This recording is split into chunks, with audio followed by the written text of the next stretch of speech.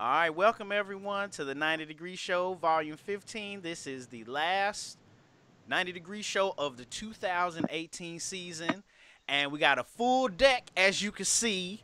Everybody is here tonight, so we want to thank all those folks. Appreciate all the love and support that we've been getting through the year, and we're excited to do this wrap-up show. We got Rashad, we got Bridgette, and Ernest tonight. So we'll find out about how their week and how their year has been going.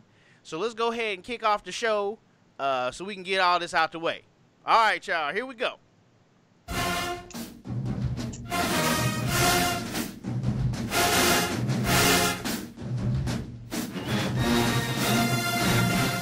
Welcome to the 90 Degree Show, the sports center for college marching bands, where we recap the ultimate battles from this weekend. And now, here's our host, the Phantom Podcaster himself, Joe Beard.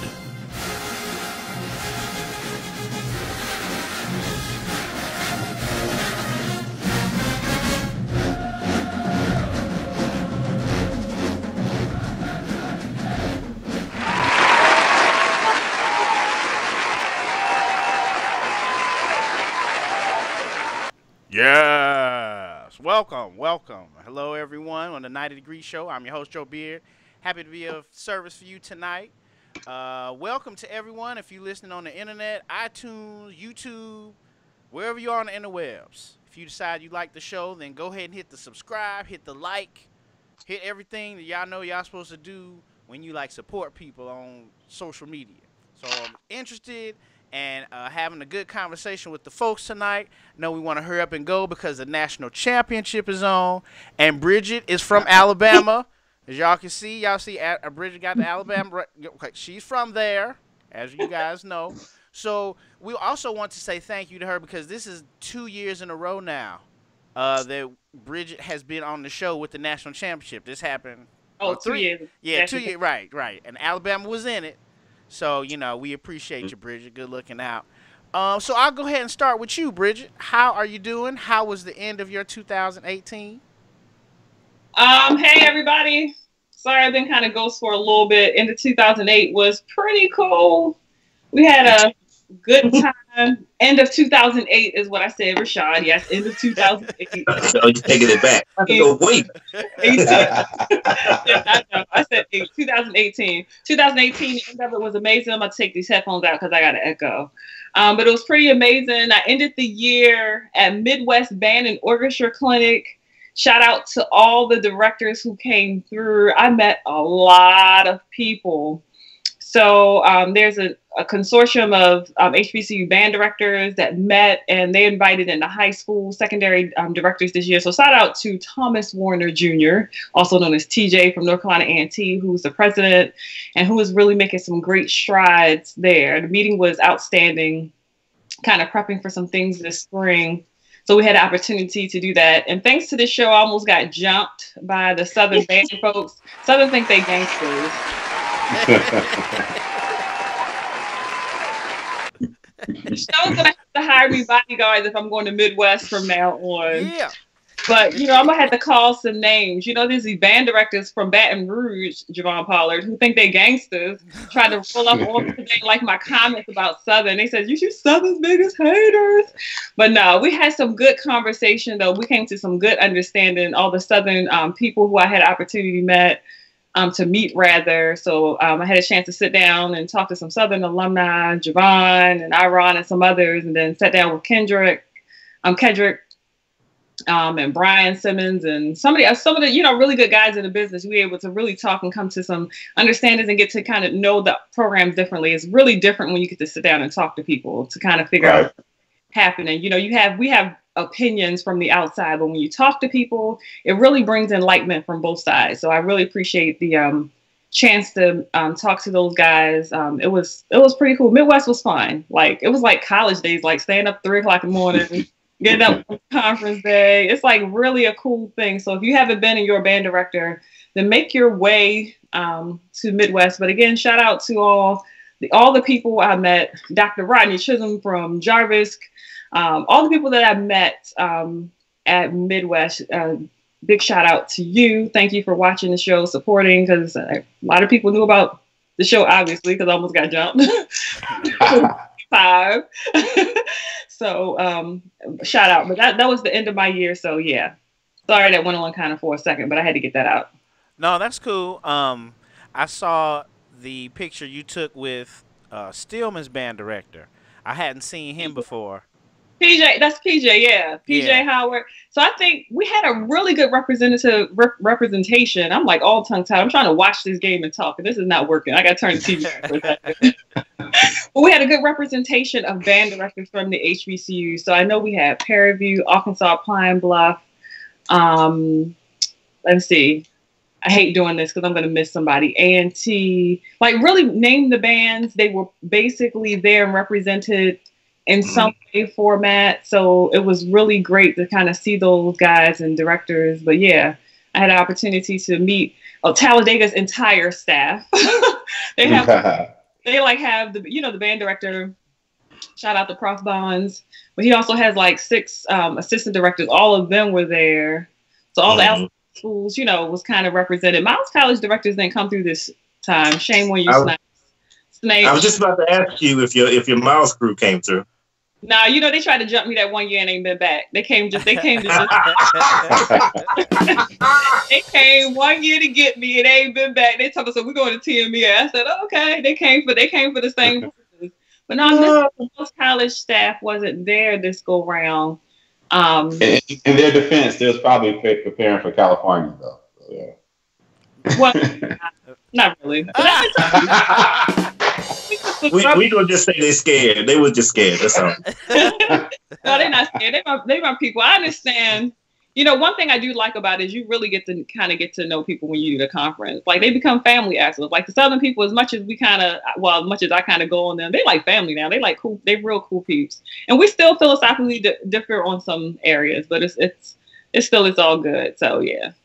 Well, that's cool. That's cool.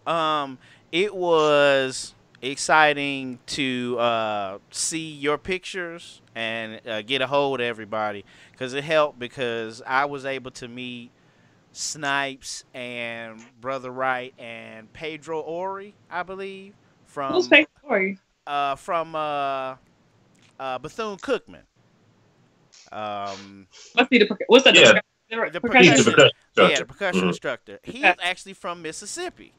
So I was crunk when I said, like, oh, man, you from Mississippi, man? So it was really good to get a hold of him. But that was my first time meeting directors, like, up front. And it was my first time meeting somebody from the show or connected from the show and what we're doing in person. So shout out to Brother Snipes, Brother Wright, Brother Ori. What was cool about them was that I got there and I was taking some pictures and showing the students, and the students were all like cool about like saying where they from and representing, but the directors, like, I wanted to film everything they were saying, but I totally get it now about media, and like you want to get the best scoop, so you be around people's conversations and you wait for them to say something where you can flip it and bounce it and then everybody click on your article. I totally get it now. Yeah, I'll never betray anybody's trust. I definitely will not do that, because a couple times Brother Snipes was like, man, I wanted to say it, but I don't know if you're going to tell somebody. That's what he said. I was like, no. I ain't going to say that, man. There's a fine line of confidentiality, and as you get closer to directors, there's some things like I have to censor myself as much as I'm kind of out of the pocket. Y'all know that.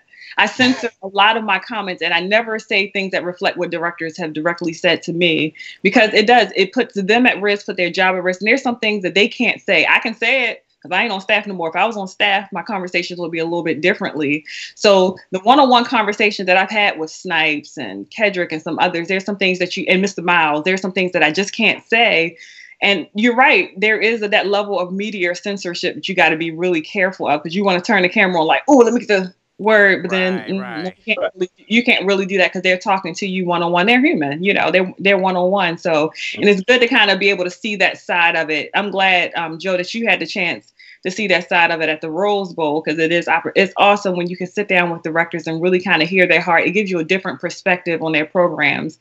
So even on Facebook now, I've had to kind of censor some of the things I'm saying because I have so many band director friends, so I can't come for them as hard. But I'm also seeing a different side. Like I'm like, I almost don't want to get to know the program because then I can't hit you quite as hard. But then it's actually a good thing. Yeah. So I was really excited just to meet him. And after a while, like after I turned my phone off, then they got comfortable, you know what I'm saying? Then they were saying like more what they wanted to say, you know what I'm saying? So that was cool to be a part of that. And then I got to meet some of the students. Most of the students that were in the room eating was cold steel, you know what I'm saying? They was crunk. And I got to talk to them, and it was cool. One of them was from Southwest DeKalb. I can't remember his name, but yeah, it was a really, really good experience to get there. You gotta tell all of your experience, Joe, because we know, but I don't know if the audience know what experience you mean. So yeah, the HBCU representation at the Rose Bowl this year. Honda, what did you say? Honda sponsored it.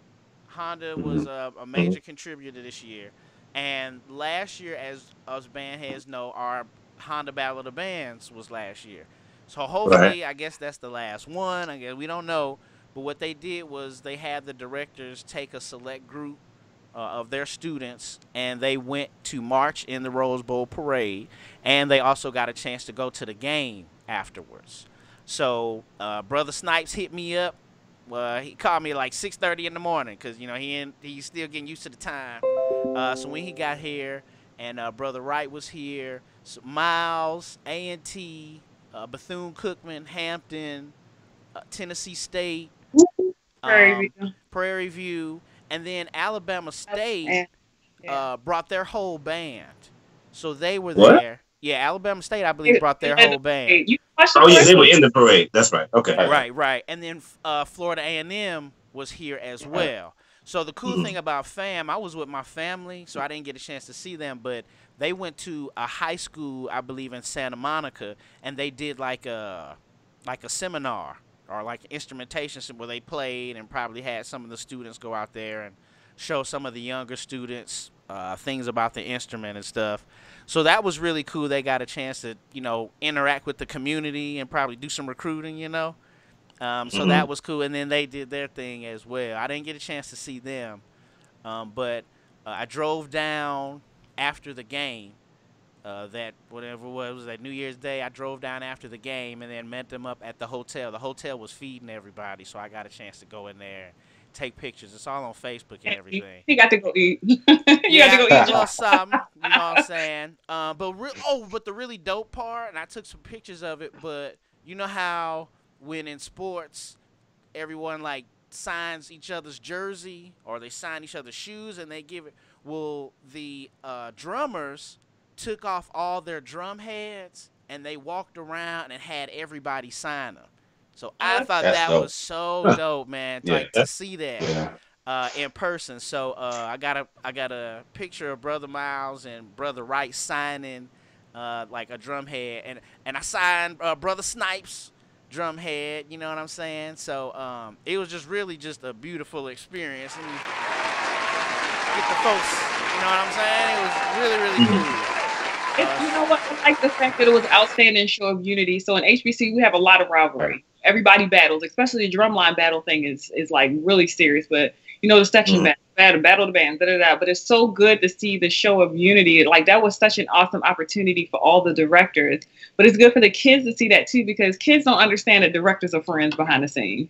Like we talk, and then everybody's going out and they're hanging out, and you don't know that because you're a kid and you're in a kid's place. So it's great. That was like, when I say an outstanding show of unity, I really applaud Honda for that effort because it really was a great way to bring them together. I know one of the directors from A&T wrote the cadence for them. They practiced together. It was just good. Snipes was like live the whole time. I felt like I was living it with them virtually because he was live. Yeah. So, but it was a great show really a great show of unity too. I think his name is it Sam Lawhorn? I know his last name is Lawhorn. That wrote that cadence. Okay. Rashad, scoot to your left a little bit. Scoot to your left a little bit. Scoot to my left. Yeah. All right. Yeah, there you go. There you go. Okay, that's better. Right. Okay. Joe, real quick on that. So Alabama A and Alabama State was one of the 8 bands. So how did that work as far as them being in the parade and their drumline being on the float? Their drumline wasn't on the float. They weren't on the float. They just did the parade. Yeah, their band was actually together. Okay. So the other 7 drumlines were there, but not them. Oh man. Okay. All right. So yeah, you have to check. I'm sorry. Please excuse me. You have to probably check out Alabama State's performance. A lot of people were talking about it. So. You don't have to. You ain't missing anything. See, I'm trying to I'm trying to not. Because we just talked about directors. The truth. No one wants to tell the truth. I just met Antonio not too long ago. He's done a promo for the show. So yeah, Rashad, just check it out. You can't speak the truth. Bridgette, Alabama State wasn't one of them bands that you made friends with, huh? No, that's the one I gotta look out for next year. They're gonna come right. Yeah. Look out for you. The funny part was everybody was slamming them. The kids was in one of the chat rooms and they was talking about oh, y'all talking about us. They brought their parents and stuff in there. We're like, y'all need to go practice. Y'all in here really bad. You need to go practice. It was terrible. But I don't know. Alabama State just didn't have a good year. We're going to talk about the polls and stuff, but I don't know what's going on there. And Alabama State used to be I really liked Alabama State in the 90s. I really liked them in the 90s. Wow. But this last year it was rough. In the Rose Bowl parade, I was a tad bit embarrassed. I was just like, oh man. That band fest performance, I guess comparing them to those core bands that were there, and then the 100, they're musically inclined, and then Bama State just came out there and was like, oh Lord. They slacked it up real good.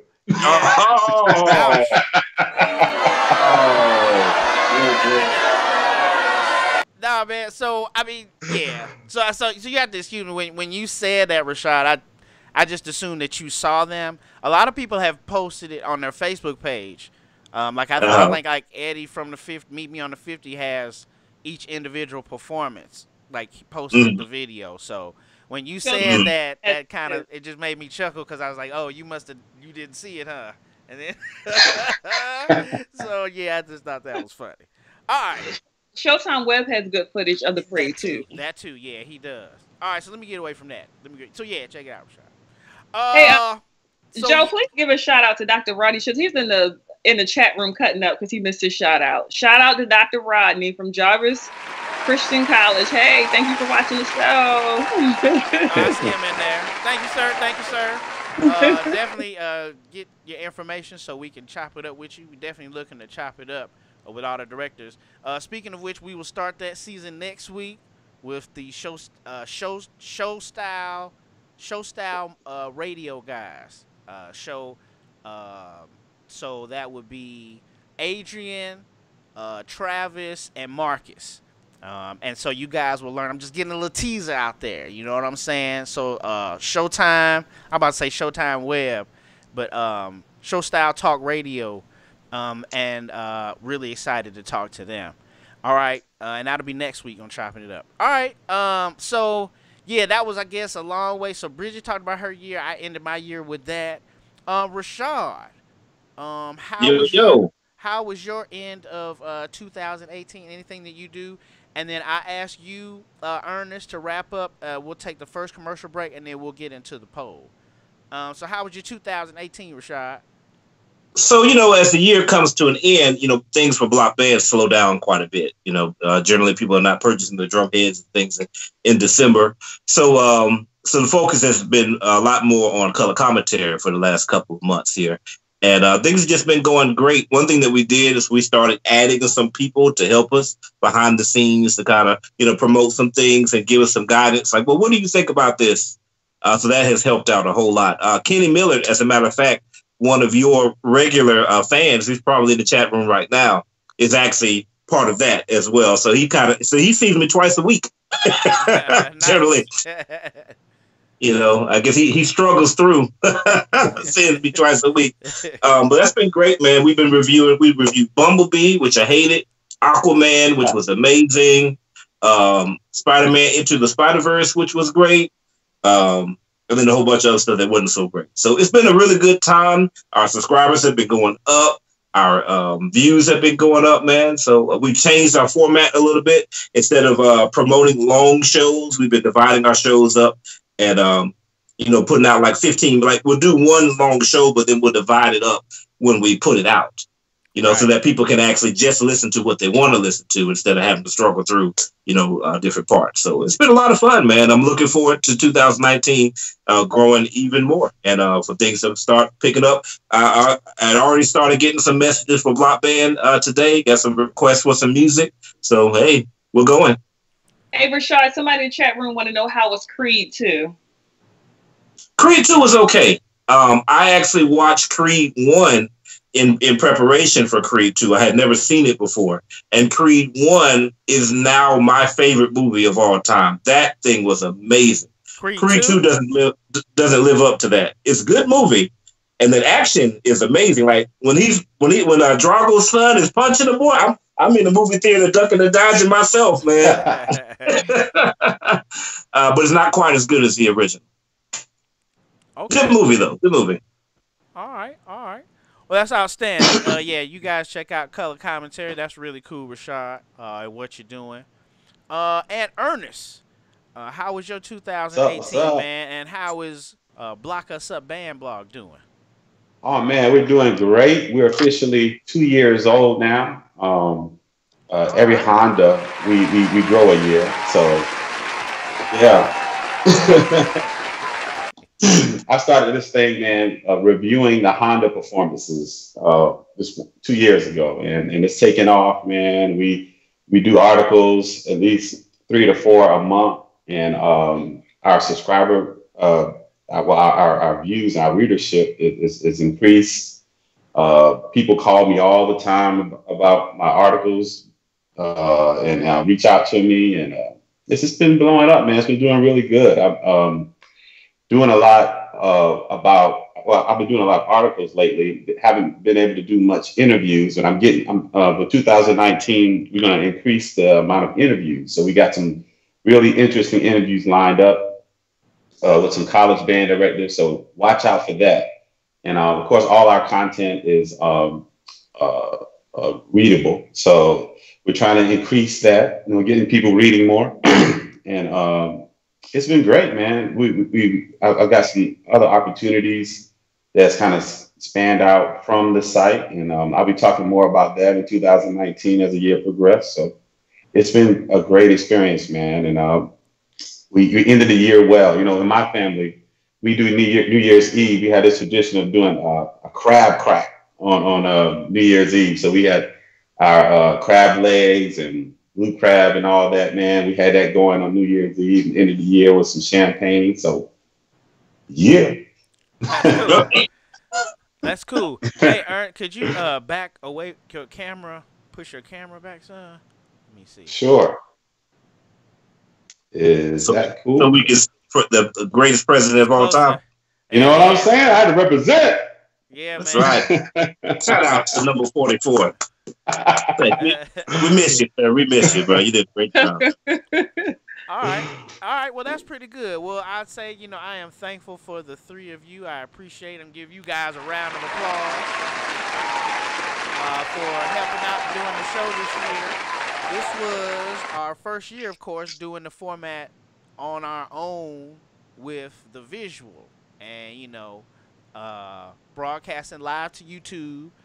Shout out to the Rogers brothers because they allowed us. I talked to them when all of this was going down, and the contract with NBC was like, and I was like, man, how do you guys do your show with the video? And so they gave me all the information about how they do their thing.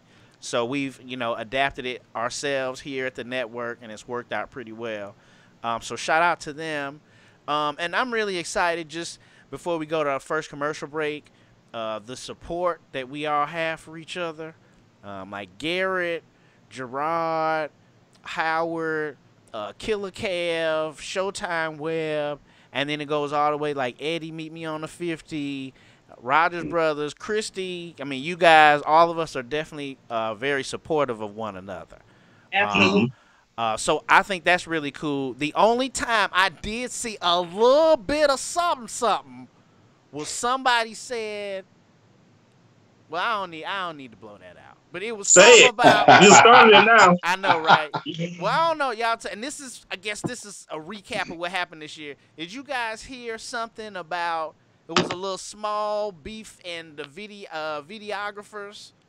I think somebody was wearing. I don't know what. Oh Just yeah. say it, Joe. Just say it. I don't know who it was, but I don't know specifically. I don't know details. Then you talk about it. We ain't gonna put it out there then. So I want to hear it. Now you started it now. Go ahead. So Go ahead and say it. Someone showed up at a game wearing like Garrett's jacket, and they were trying to say that they were part of Garrett's team or something like that.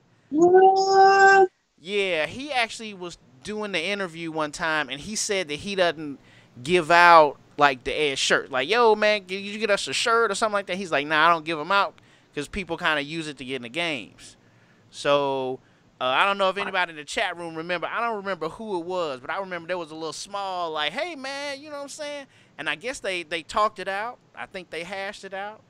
But yeah, that was a story. It is wrong. That's wrong. I was gonna say that's all wrong. Your story is kind of. Please, break me down. Break me down. Actually, Garrett is in the chat room now. That's not actually what happened. This Showtime Webb is starting mess. Is what it is.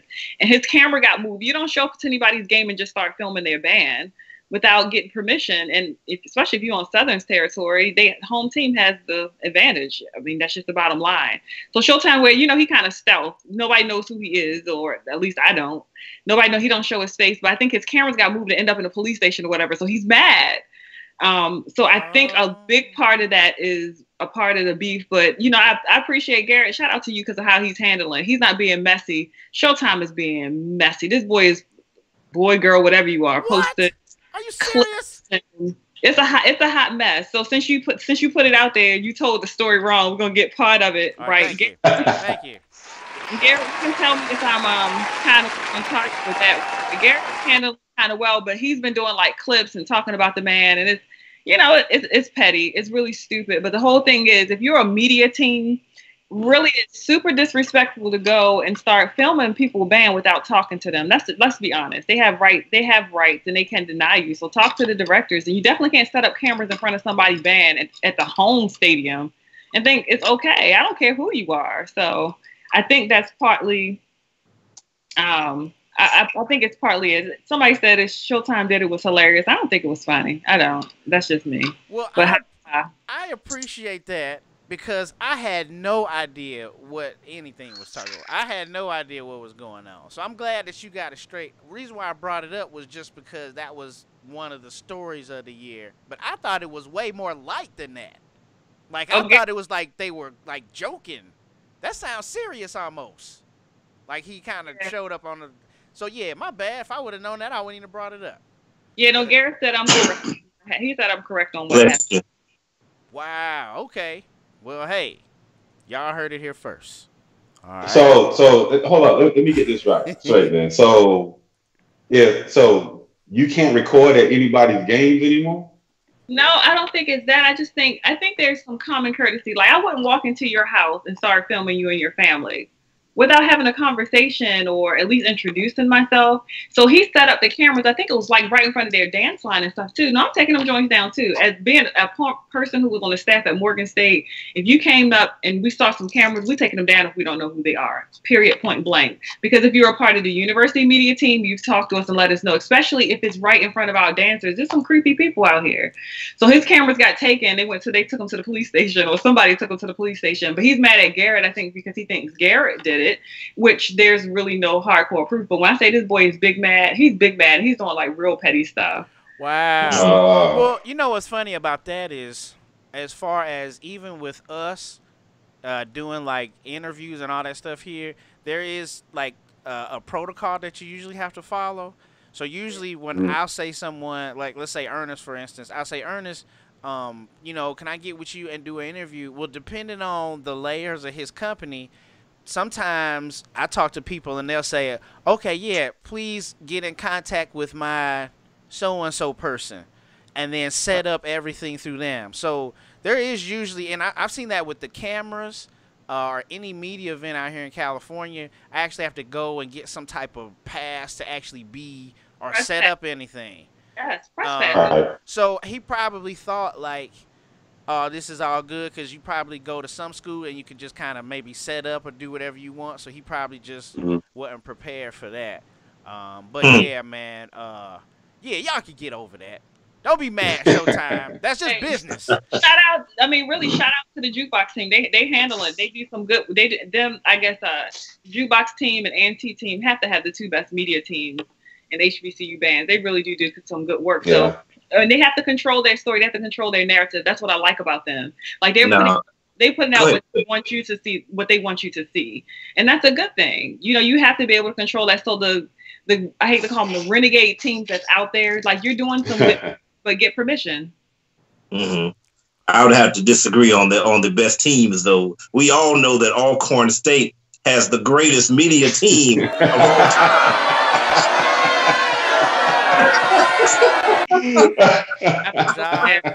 Please don't do stuff like that. With the slow motion. yeah. With the Matrix, right? So much today. You're so crazy. Y'all so crazy. I'm really glad that you brought that up, Rashad, because I had a list tonight of like some of the things that made me angry this year, and that was one of the things that was yeah, so we'll get to that, definitely. So let's do the first commercial break, and then we'll get into the poll. I want to find out what you guys feel about the poll. We actually saw the majority of the bands on this list, and small and big schools. So I'm excited about that. So I wanted to just kind of see how you guys felt about the rankings, and then after that, what you guys thought about the year, things that jumped out to you from this past year. All right, so let's go to the commercial break. You guys can mute your microphones, and we'll be right back with the 90 Degree Show. Thanks, everybody, for listening. Your host, Joe Beard, and the 90 Degree Show will return in a moment.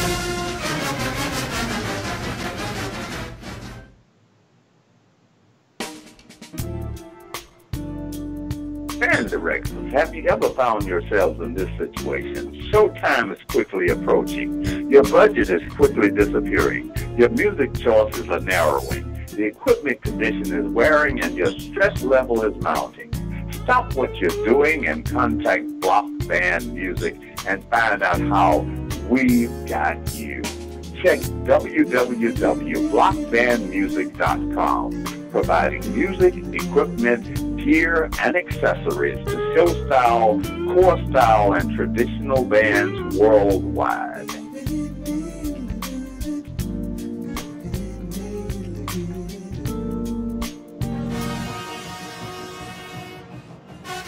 The source for fair and factual information on your favorite college bands, blockusup.com. Well-written articles, in-depth band performance analysis, helpful resources for band directors, fun band-related topics, and exclusive interviews with some of today's brightest and most talented leaders of college marching bands. Visit us at blockusup.com, the meeting place for band fans and band directors.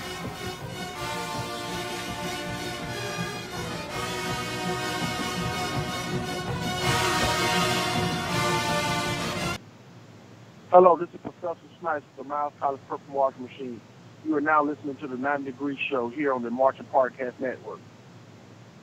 And now, more of the 90 Degree Show with your host, Joe Beard.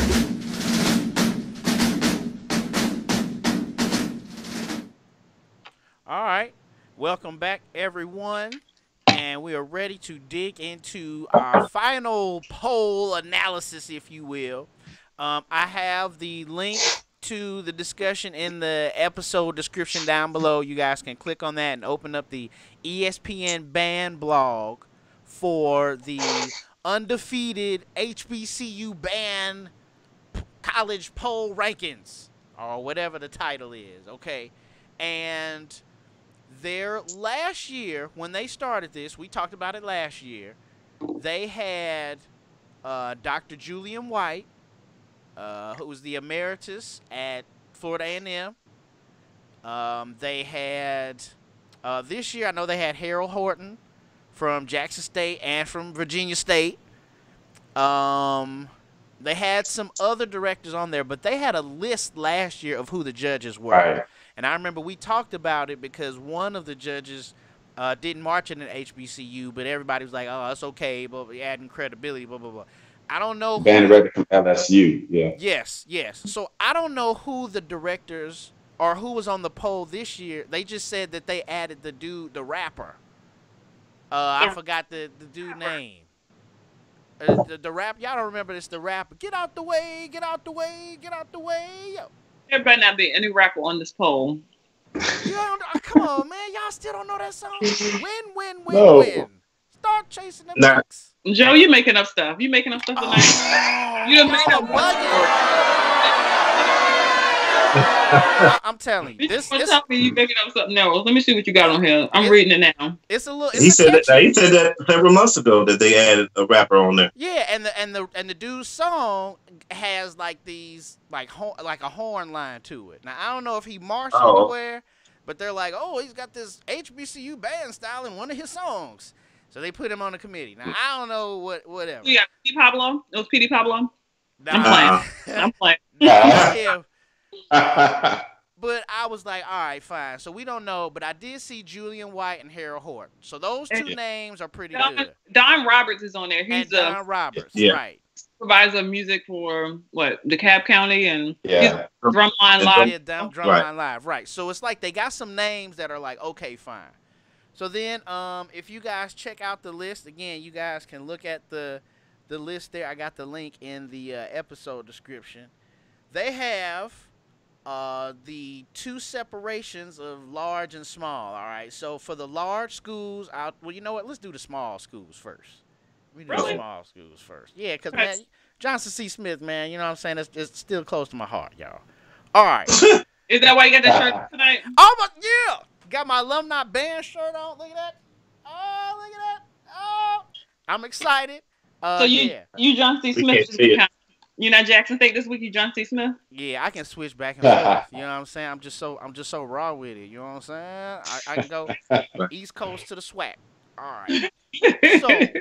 So in the Division II, they have Miles as number 1. Brother Snipes in there as number 1.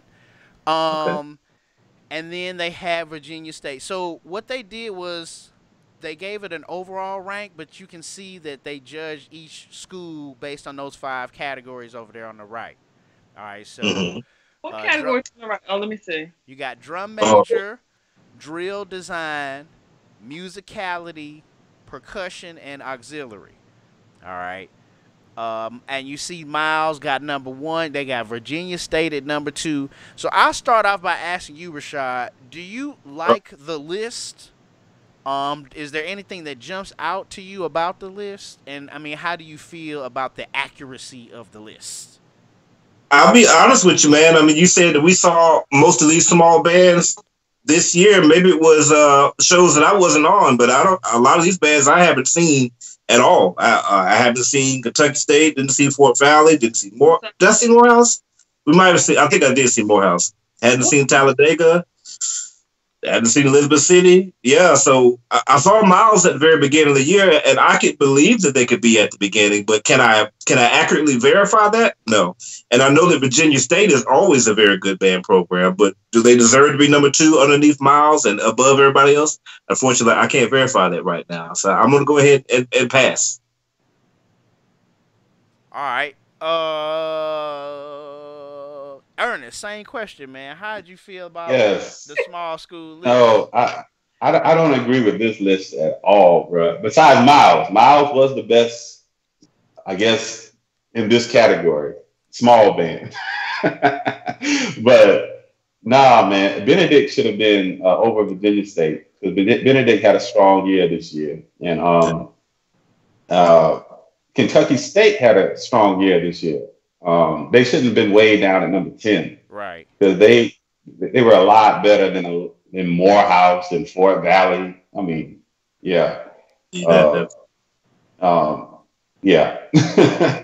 And I think where is Fayetteville? Fayetteville should have been somewhere on here. They were actually number one week, and then I don't even see them in the last. Yeah. And they just got totally bumped out of the top 10 altogether. Right. And really, I think at some point, I got a lot of respect for these directors, especially Dr. White and Dr. Hart. But at some point, man, like it may just become a popularity contest. Like who's the more wider known programs? You know, it's like Rashad said. You know, you might not have seen a Morehouse or Fort Valley this year. You know, so you just kind of discount whatever they did. You know, you just think they're just as slow as they always are. You know, and I think Benedict got a little bit of that, and I think Kentucky State got a little bit of that. You know.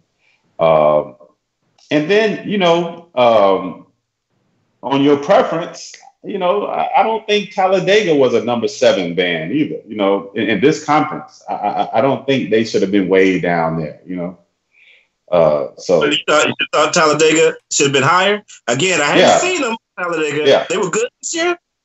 Yeah, you know, I think they should have been higher, bro. Now they're not in my number 1 or number 2 spot, but I think they should have definitely been higher than number 7. You know, Central State is not a stronger program than Talladega to me.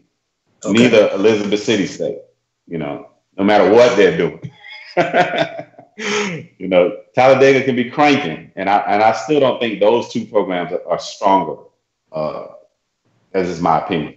But I made a note here about the auxiliary rankings.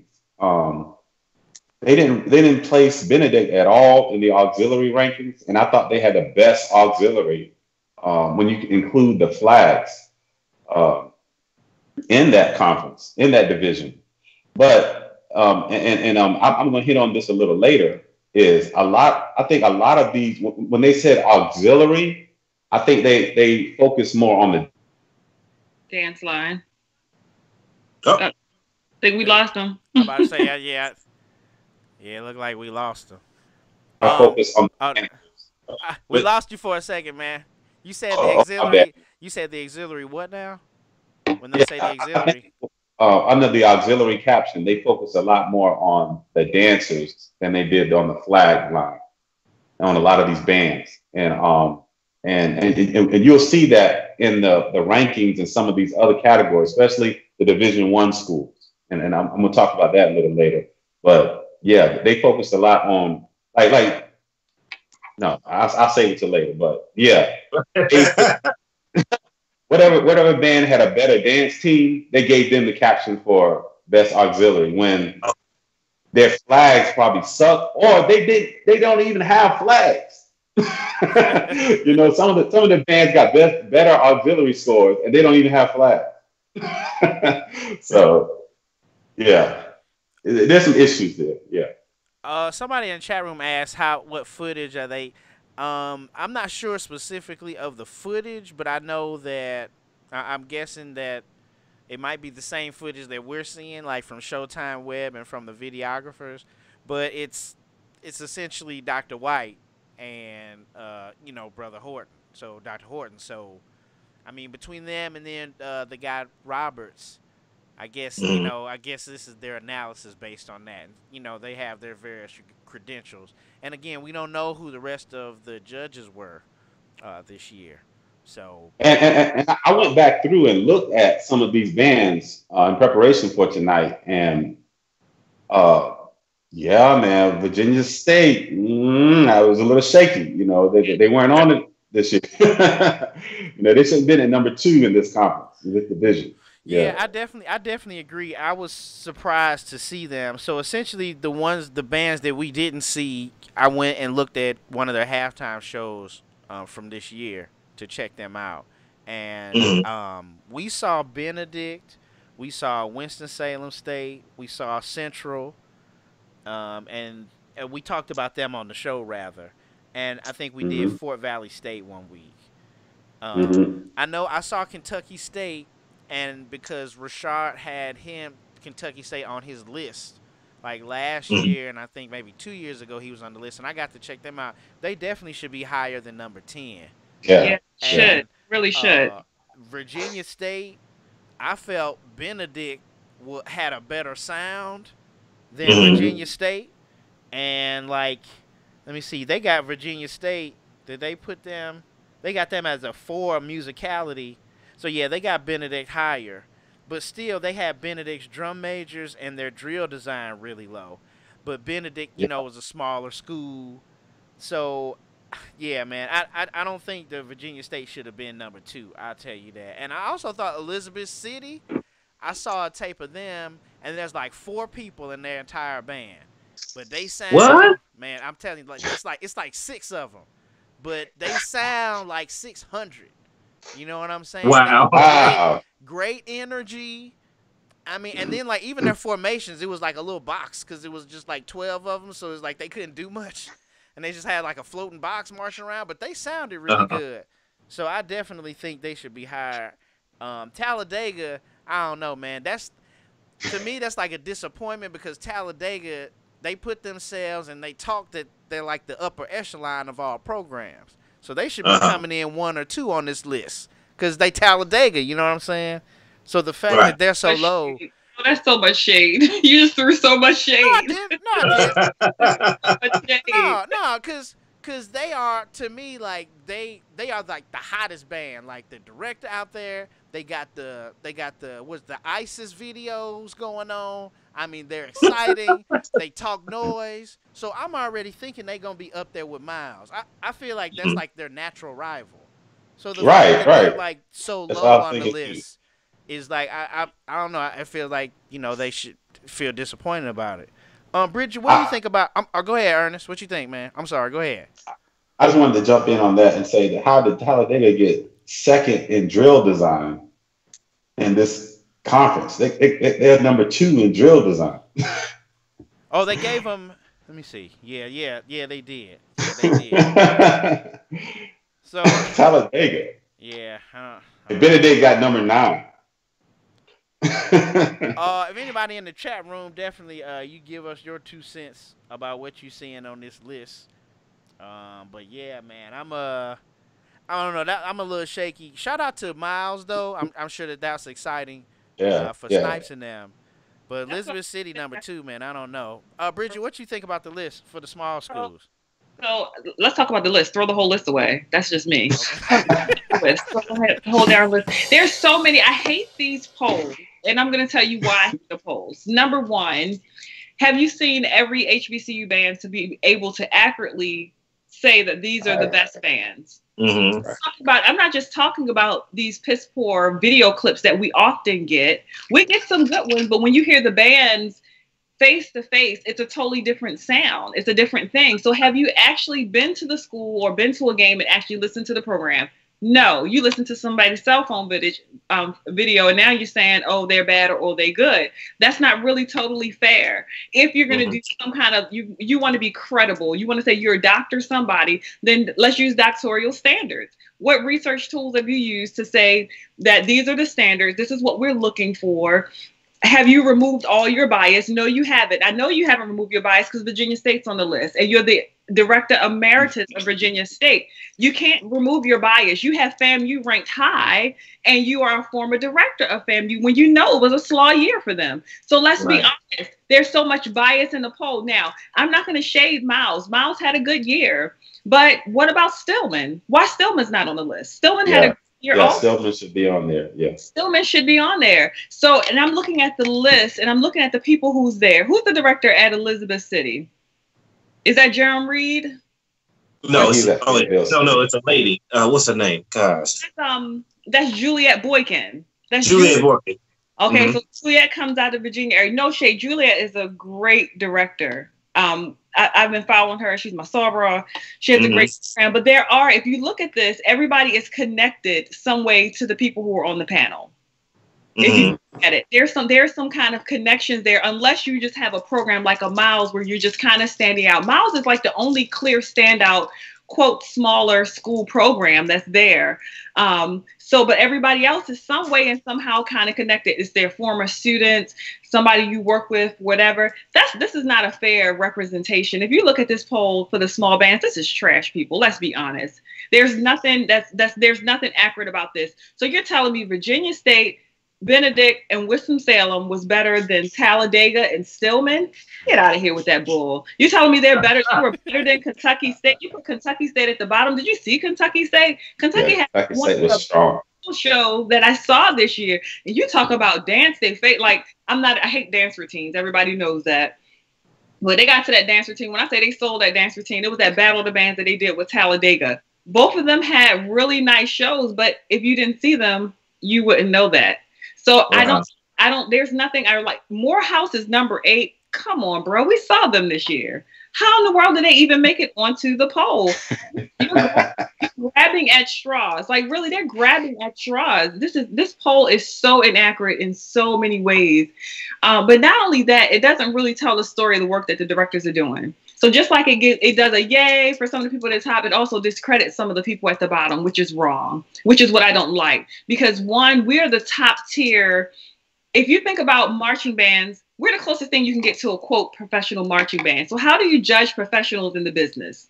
And we have to really look at that. If we're going to continue to use polls, we're going to have to look at that. What standard we're using. Think about this. If you're thinking about the President's Own Band and some of the military top ensembles, how do you be like, oh, they're better than them? They're both amazing.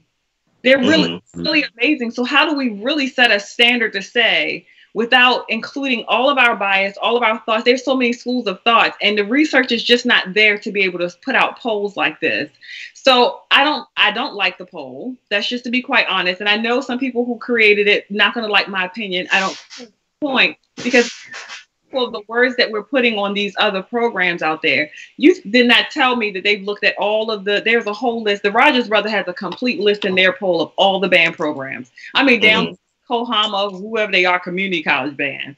Everybody's on there. You telling me they saw these programs? No, they didn't see all those programs. We didn't even see them, and we watch a lot of footage. Okay, so that was my question. There's like 80 bands, so literally 80 show-style bands in college right now. Exactly. So what you guys are already saying, that's what I kind of thought about in the poll, and someone said it, and excuse me that I missed who said it in the chat room, but that's what kind of I want to know, if they were watching the videos or did someone from each poll or the judge or whatever, did each one of them go to like a certain performance? No, that's the way they go nowhere. Stop playing. I don't know. Did they go, or did they follow a band all year? I would like to know like how they get the footage. I ain't seen him at a Morgan game. Did y'all see him at any of your games? Oh, okay, I think so. Let's be honest. We're not gonna play that game, Joe. Not tonight. You know good well Harold Horton did not get up and go to everybody's game. I ain't seen Harold Horton in about 4 years. Stop playing. Okay. They sit there looking at a computer screen. Okay, so that's what really I want to know now, and I think everybody might be concluding to that, but that's the part that. If it's and this is, I think, Brother Drain, Gregory Jane, and shout out to you, dog. He was saying the same as far as the resources that go into the poll and how they'll handle it. So that would be my thing, where it's like, just like we do this show, I mean, we got to do it because we in our respective places. It would be dope if we had the funding to go to each program or to go to each game and then maybe be right there at the game like they do on College Game Day with Lee Corso and all that stuff like that. So I assumed when they first was going to do this, that's what they were doing, that they were actually going to each thing. But like Bridgette was saying, we ain't sure if Harold Horton or Brother Wright is actually flying to each game and they have a synopsis there being at the game. Because then they'll be just like us. To be honest with you, they just older than we are. You know what I'm saying? So, for real. I mean, that's what we do on this show. I mean, we talk about the videos and break it down. Y'all got y'all music degrees. That's the same thing they do. So I thought maybe they would be going, or a little bit more resources would be going into like what we see. If they are doing the videos, I don't know. You know what I'm saying? I don't know how necessarily I feel about it. They're watching the, you know, they're watching the video. They sit behind a computer screen and they're watching the games. We know that. Come on, let's be honest about this. We're not going to sugarcoat this because of who they are and because of who their status. Because of who your status is should make it even more important that you're accurately representing all these programs, and that's not happening.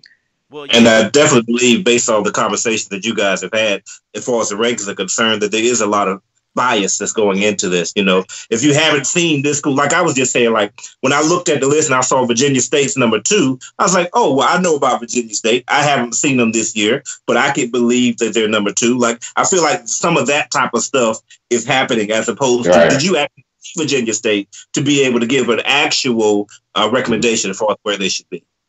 I wouldn't put them on just for that fight that they had. I wouldn't have put them on the poll, period. Hey.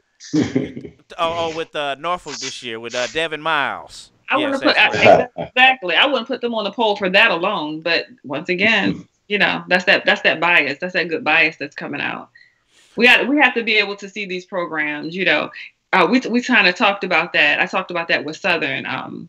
We were talking about some things that I was hearing. It was like, man, you need to hear us live. And I've heard them live, but it's like, no, we need you to come to our band room and hear us live because you're going to hear something different. Right. I didn't believe that was true. Miles College said that to me, and I actually took him up on it. And let me tell you, they sound better than their clips.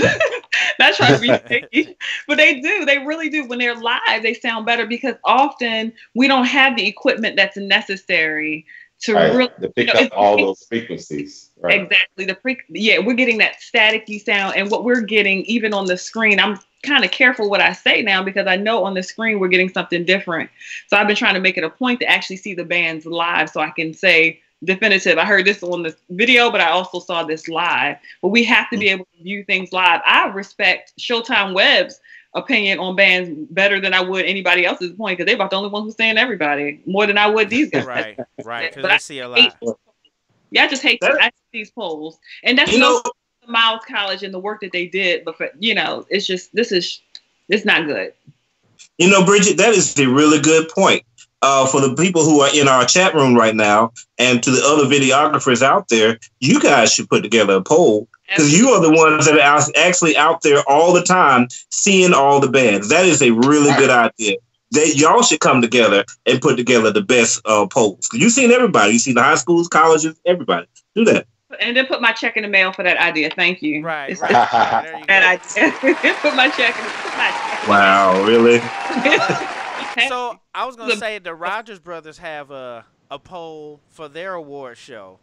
So I guess, you guys flooded that. I mean, I guess anytime this time of year we start to see polls, I just go ahead and vote on the polls. And I would like to see, I guess how the polls turn out. I know they have one, Walt Williams with the National Show Band Association. He had one last year.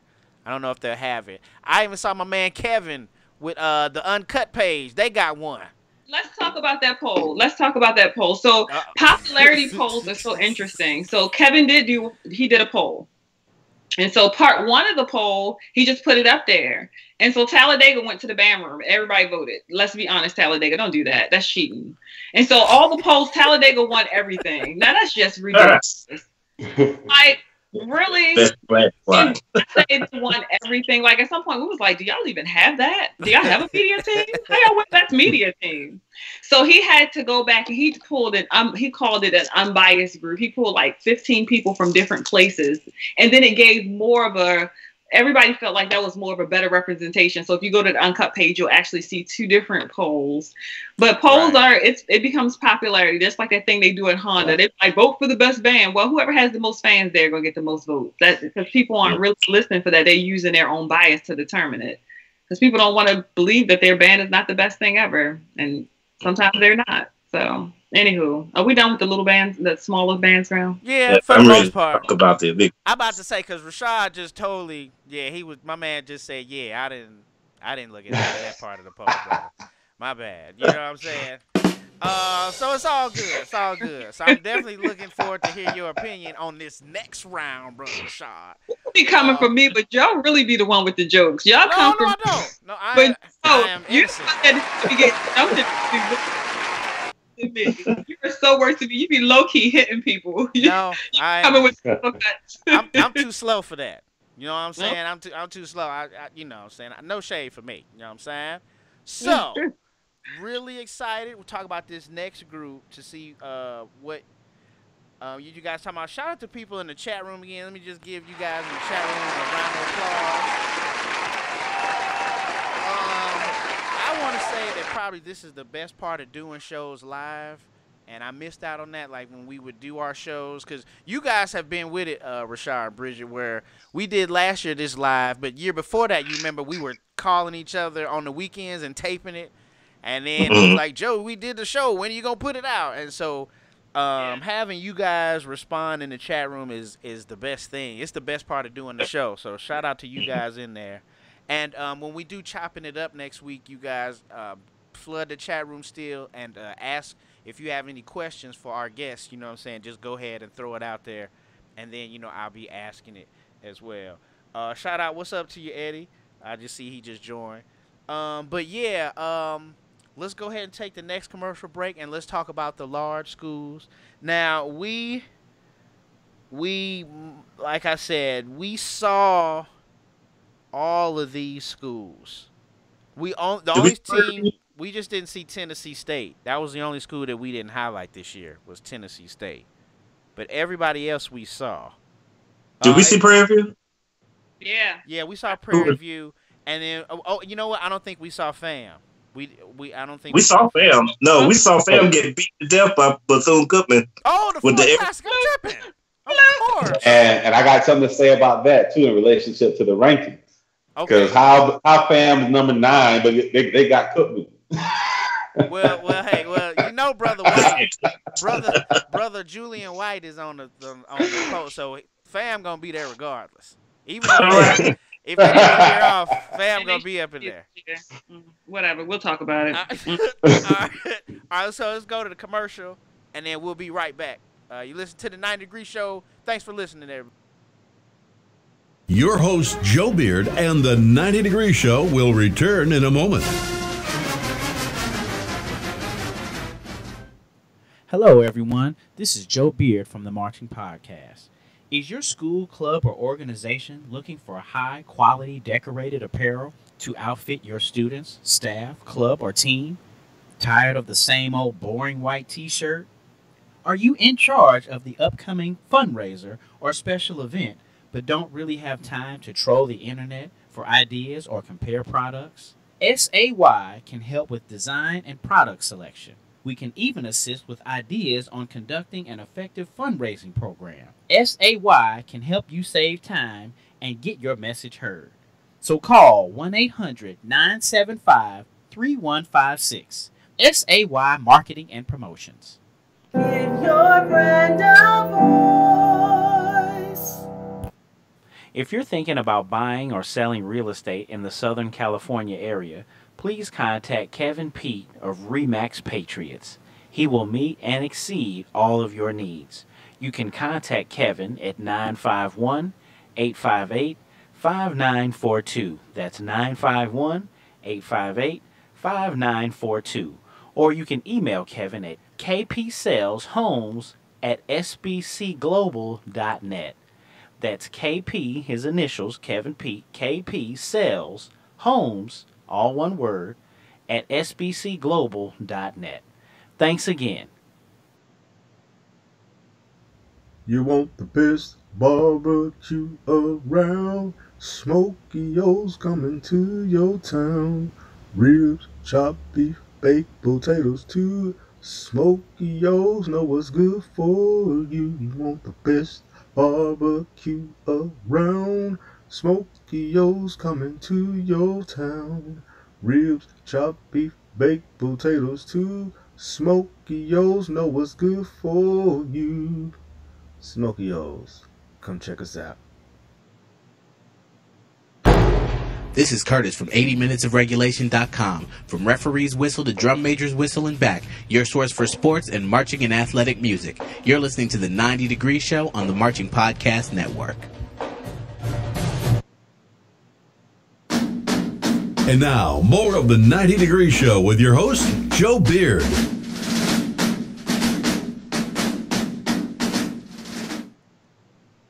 All right, welcome back, and we're ready to talk about the large schools, and interested to hear about what you guys think.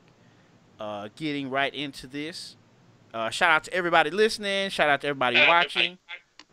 I had a little echo right there. All right. So Ernest, I'll start with you, man. What did you think about the final poll for the large schools? All right, so they had Cookman at number one. I do not disagree with that. I think Cookman is one of the most consistent HBCU bands of our generation. We got disagreement right from jump there. I think when you look at the captions and what they're judging, you can't help but to give it to Cookman, because they're going to be perfect in each one of these captions. And you might have your preferences on style and flavor or whatnot, but when you look at the captions, Cookman is going to be the best in each caption, hands down, of the captions that matter. I'll say that I did have some surprises though. Just to talk about the auxiliaries for a minute. I think they had Jackson State's auxiliary at number 2, and or at number 1. What was that? They better not be number 1. Hold on. All right, number 2. Yeah, number 2. Jackson State's auxiliary was number 2, and but they don't have flags. So this is what I was alluding to earlier. So how can Jackson State have the number 2 auxiliary out of all these HBCU bands in this big category, and all they have is the J sets, and yeah, they're great. There's some great dancers, but Norfolk State's color guard, man, they've been on point for years, and at the end when they do the, when JSU rocks the house, that's their flag. Yeah. Right there. Yeah,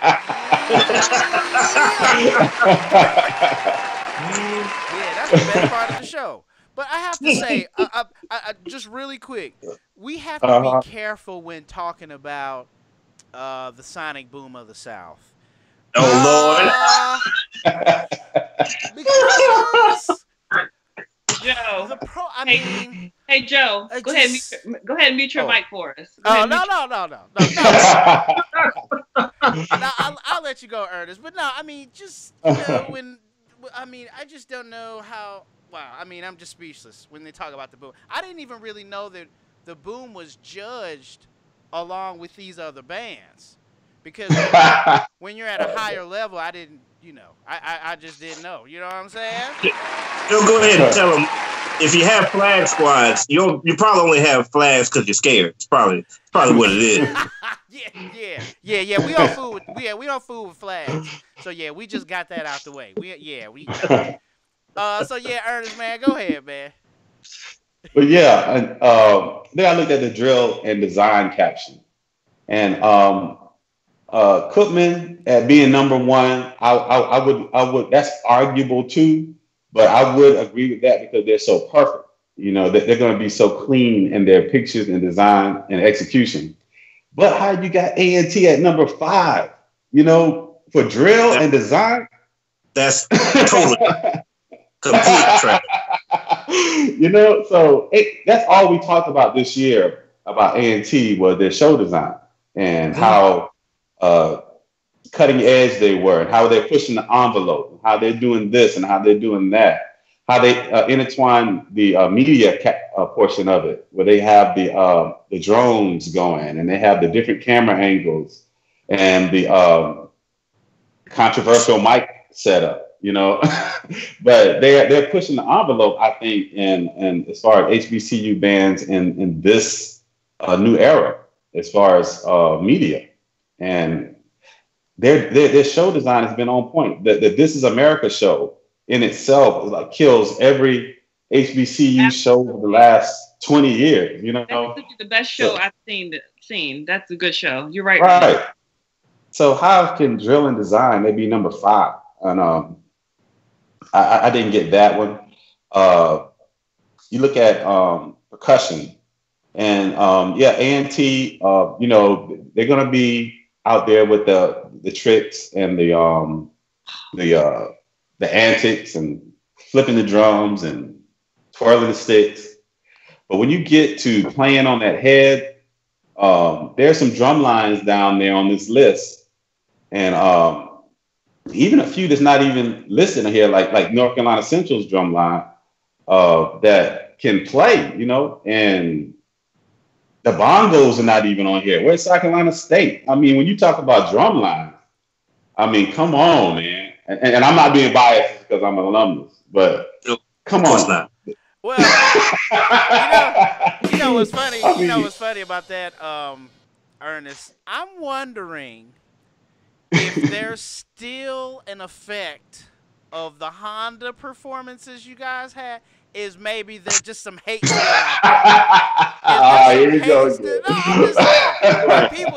Y'all haven't lived that down yet. But he's gonna pull Mandela out every single time I bring up South Carolina State.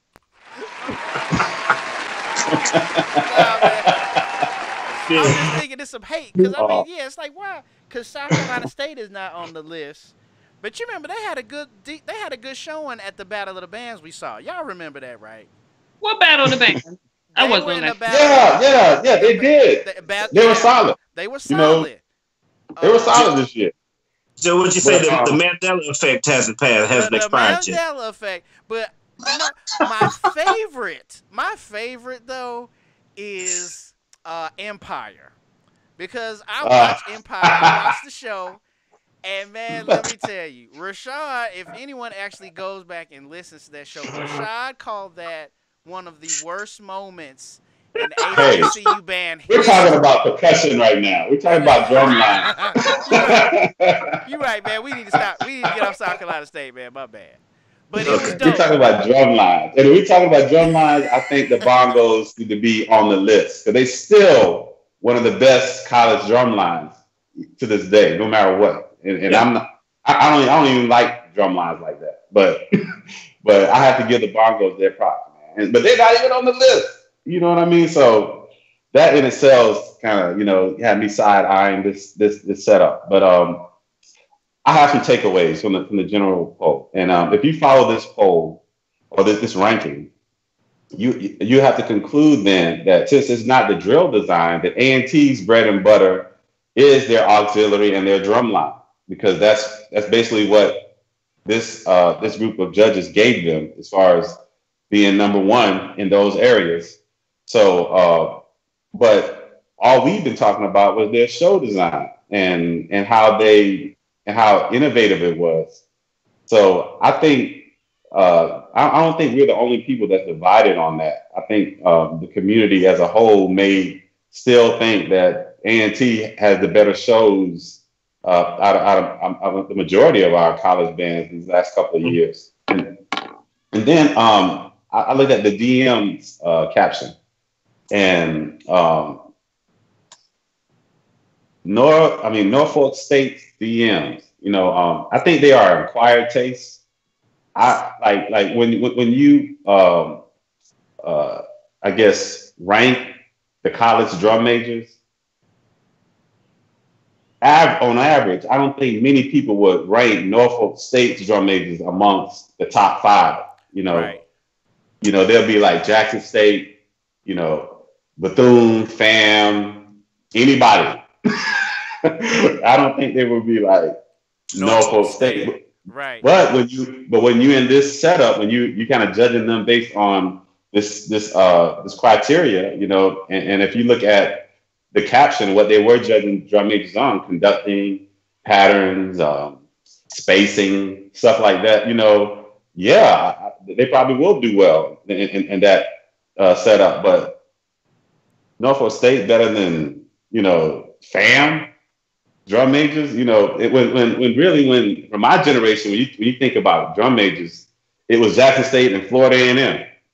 Right. Everybody else was like a carbon copy of one of those styles, And just to see FAM way down there now, or not even their drum majors not looked at on the way that we used to look at them, as far as being up above everyone else as far as that style was concerned is mind-boggling to me. I guess times have changed though, but that surprised me.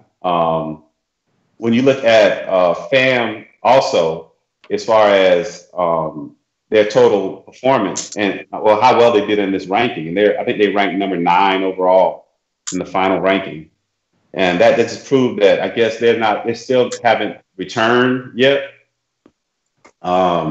because even in the musicality scores, you don't see FAM in like number 1 spot with musicality like they used to be all those years.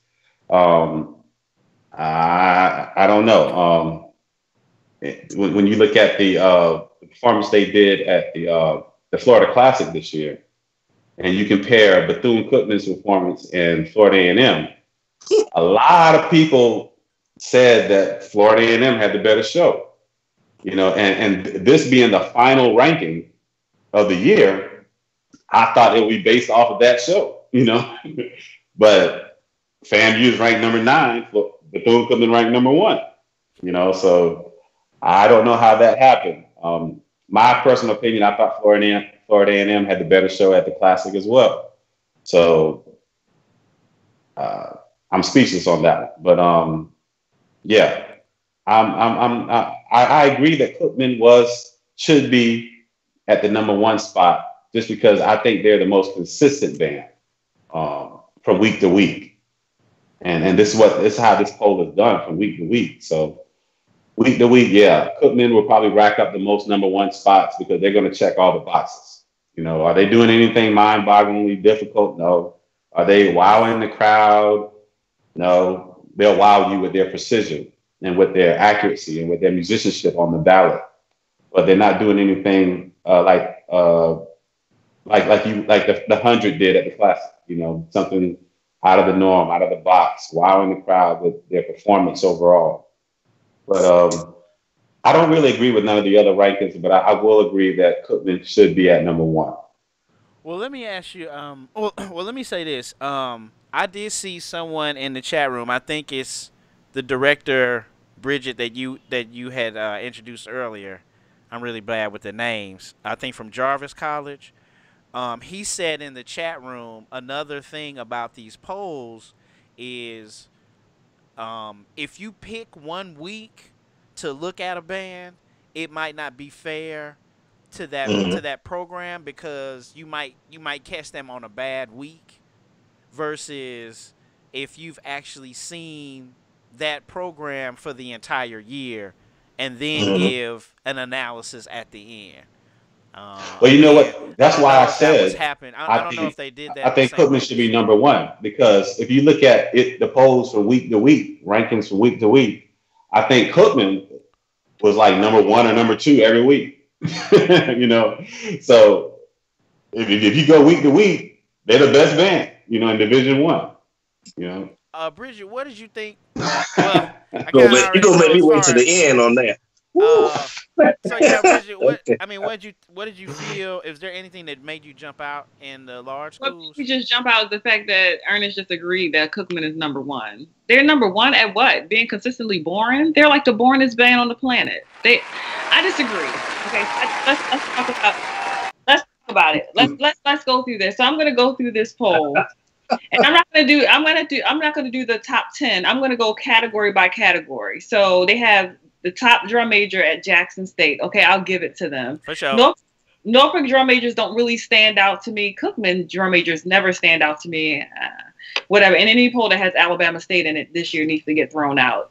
So let's look at drill and designing. Are you telling me that Cookman is a better drilling band? Y'all know how I do Southern, but you're telling me that they can out drill Southern? Southern is one of the best drilling bands on the planet. Let's be honest. One thing they do well is so. No, and are you telling me that Cookman had better shows than A&T this year? They have A&T at number 5. Get out of here with that. A&T show planning was very meticulous this year. It was very intentional. It came across well. They drilled well. They sounded pretty good. I think they sounded good. But when you're looking at drilling, designing, A&T and Southern should be fighting it out. They should be duking it out this year. Cookman didn't stand out to me this year. They weren't a standout band this year. Tennessee State shouldn't be on the list. Musicality. FAMU is on the list this year for musicality. Bruh, get out of here with that. Their alumni didn't even believe that. The best thing they did this year was Florida Classic. That was when they were like, oh, okay. And then Rose Bowl, we paid attention. But before then, they had a struggle year. They should not be on the poll. They have Jackson State at number 4. Jackson State was probably one of the better sounding bands out there this year. They sounded really good. So percussion now, I don't give a damn about percussion. Auxiliaries, I agree with A&T is number 1. I really like the direction that the A&T program goes in with the dancers doing a little bit of everything. Flag corps are becoming really obsolete because everybody wants to be a dancer in their life. So I really like the fact that A&T has kind of mixed it up a little bit. And you almost have to break it up if you have auxiliary that has flag line, flag corps, or if you have dance line, you almost have to break it up. But if you look at this overall poll, if you go back to that top 10, Cookman shouldn't be sitting at number 1. A&T and Southern should be fighting it out with Jackson right behind on their heels. We shouldn't even be talking about Norfolk at the top of this list. Alabama A&M should be a little higher up. They had musicality. A&M, did they get on the musicality list? No, they didn't. What? How is A&M not on musicality this year? But you have FAMU at number 5. Are you telling me FAMU sounded better than A&M this year? Bro, get out of here with that. That is so far gone. Cookman is not even a good stand band to even judge musicality. And I'm talking on the field and in the stand, Cookman, they're okay. Donovan Wells have them in the box. Everybody know that. They're such a box. It's the ballad. It's the ballad. No band plays a ballad better than Cookman right now. I can give you that. That's a small part. That's only one small part of musicality. I know. That's probably what they're reaching for, though. That's probably what they went for. I would have put Jackson State higher than Cookman this year because they can play everything well. They were playing everything well this year. We play marches. Yeah. Joe, you have a Johnson C. Smith. You hush that. You have a Johnson C. Smith. The percussion section. Clearly, hold on. Clearly, they didn't look at percussion sections. So, are you telling me you looked at North Carolina Central, you looked at Virginia State, you looked at all these schools' percussion sections, you looked at Morgan, you looked at Hampton, you looked at everybody, and I'm going MEAC right now. You looked at everybody's drum section, and you said A&T's number 1, Cookman's number 2. Nah, get out of here with that. I don't like this poll any more than I like the other one. I think it's off. The fact that you have Cookman sitting at number 1, I think is so skewed. And I don't know how they even came up with that. I don't know. This year, my overall pick for bands would have been between I guess I would have been A&T, and I hate to give them any credit, but the Aggies really had a good then. Marching bands is about the field show and the drilling to me. So between them and Southern, I think, had a good year on the field. In the stands, a little bit different call. But that's my thoughts on it. I don't like this poll any more than I like the other one. There's so much bias in this poll. It's ridiculous. And then you have North Carolina Central on here in the top 10. You have North Carolina Central in the top 10 of the bands. Bro, what do y'all think? You know what? It's a lot of bias, but I think it's more style bias than individual band bias. Like, I don't know if you guys are looking at the poll right now. But if you scroll all the way down to where it says band judging criteria, and you see the captions and you see what they were looking at and how they were judging it, all the MEAC bands win. So that's how Southern got number 8 in musicality. You know, because if you looking at this caption and that's all you're basing this week's performance off of, and you're not taking into account, just like we said, the live performance. The experience. No, you're gonna get what we got. Mm-hmm. You're right, because I definitely don't think that we should be judging any bands on tone, intonation, balance, and technique. No, that's ridiculous. That's a good point. That's actually a really good point, Rashad. I didn't really think about that. Like that we should be judging at this level. That's actually a really good point. No, we should be. Rashad. No, I didn't see crankage or cranking on there. Did you see cranking on there? That should have been there. I heard that they're gonna put that in there next year. That's gonna be a category next year, and then you're gonna see a whole lot more swag schools on the list. It's only gonna be like 3 million schools next year. Hey Joe, do me a favor. Go ahead and log off. Hold up now. And check it out, Bridget. I know you can't see it, but I know I got my John C. Smith shirt on, but I got a little pennant here for you. We representing. Just so people see this. Hopefully I hold it up long enough it'll be the thumbnail on the little thing this week. I'm on the cell phone. I can't see it. Hold on. It'll come up in a second. The cell phone feed is behind. Yeah, it's all Shout good. out to Brian Knowles. You late. We already talked about Miles College. I saw Brother Knowles in there. We chopped it up with him. You guys can check out Chopping It Up with Brother Knowles. All right. Well, Rashad, what did you think about the list, man? Well, Joe, real quick, man, it must have been a while since Bridget been on the show because you forgot all about the gunshot, and she's definitely been shooting people all night long. Thank you, man. Thank you. There you go. I forgot all about free the gas and the gunshot. Good gunshot. My bad, man. You right. Boy, I guess you were mad at me since I didn't have nothing to say about the small bands. Got me going last. I got to hold it in, listen to this stuff. Auxiliary. Only thing I got to say about auxiliaries is definitely North Carolina A&T. It's like A&T, and then everybody else is way down here. I mean, they're great. They are the only band to me that really accents the show. Like they really they make the whole show better. For every other band, it's like, okay, it's time for the auxiliary to dance, time for the dancers to dance, and then you go on about your business. But they make the show better. The only one that should have been up here, number 2, Orchestra's Dance Squad from Grambling. The squad that you never see ever. Yeah, that should be number 2. Percussion. Gremlins dancers? I'm playing around. Clearly. Wait a second. We should give Gramblin's whole band the second place for auxiliary. So, percussion section. I agree with some of what you guys are saying. Ernest, to you though, I want to make sure though that just because A&T does a lot of antics, we're not taking away from the fact that they are an incredible drum line. They really, really can play. And for them to be number 1 I think Norfolk State in general is a better drum line, but that's really only going off of what I know about Norfolk State. I could believe that A&T could pull it off, but I do agree with you guys saying that South Carolina State and Virginia State and a few other drum lines are noticeably absent from here. Tennessee State, I'm very surprised by. I'm very surprised by Tennessee State. But again, I didn't see Tennessee State this year, so perhaps, musicality. Okay, FAMU, number 5, that is a joke. FAMU, I'm okay with you guys, but your trombone section, as a trombone player myself, you got to get it together. Like every performance I've heard them do this year, the trombones are just way out of tune. Like I was listening to all the performances where they were up close to the band at the while they were getting ready for the parade and stuff. And like before the trombones came in, I'd be like, wow, that sounds pretty good. Like you guys sound pretty good, fam. Trombones came in. What are y'all doing? Tune, bro. You can tune your instrument better than anybody else, and you're not. Get it together. FAMU, Bridget, I agree with you when you say they can play anything. These cats literally played Lion King and sounded great.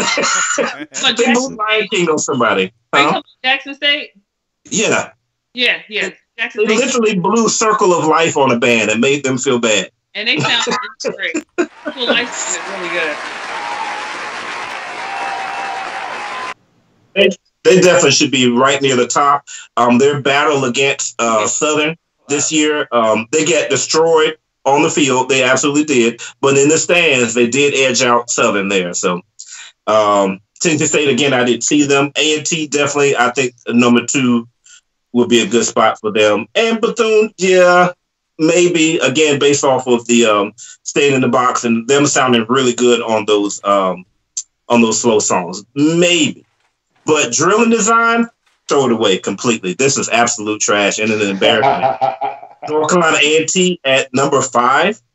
Yeah, now, that's if you based it off of how they did at their very last performance, as far as Celebration Bowl was concerned, and you're looking at the 100 that they made and how that didn't look good, yeah, I can see why you might have some issues with them.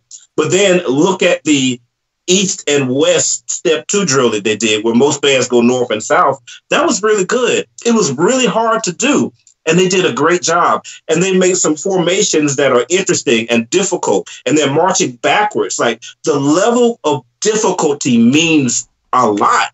And this is why I have a problem with Bethune-Cookman. Yes, Bethune-Cookman is one of the most consistent bands in the world, but level of difficulty means a lot. If you're doing something simple, then but you can do it good, then what does that mean? You know, Bethune-Cookman, of all the bands on this list, is the band most likely to go out there and do a 10-second drill.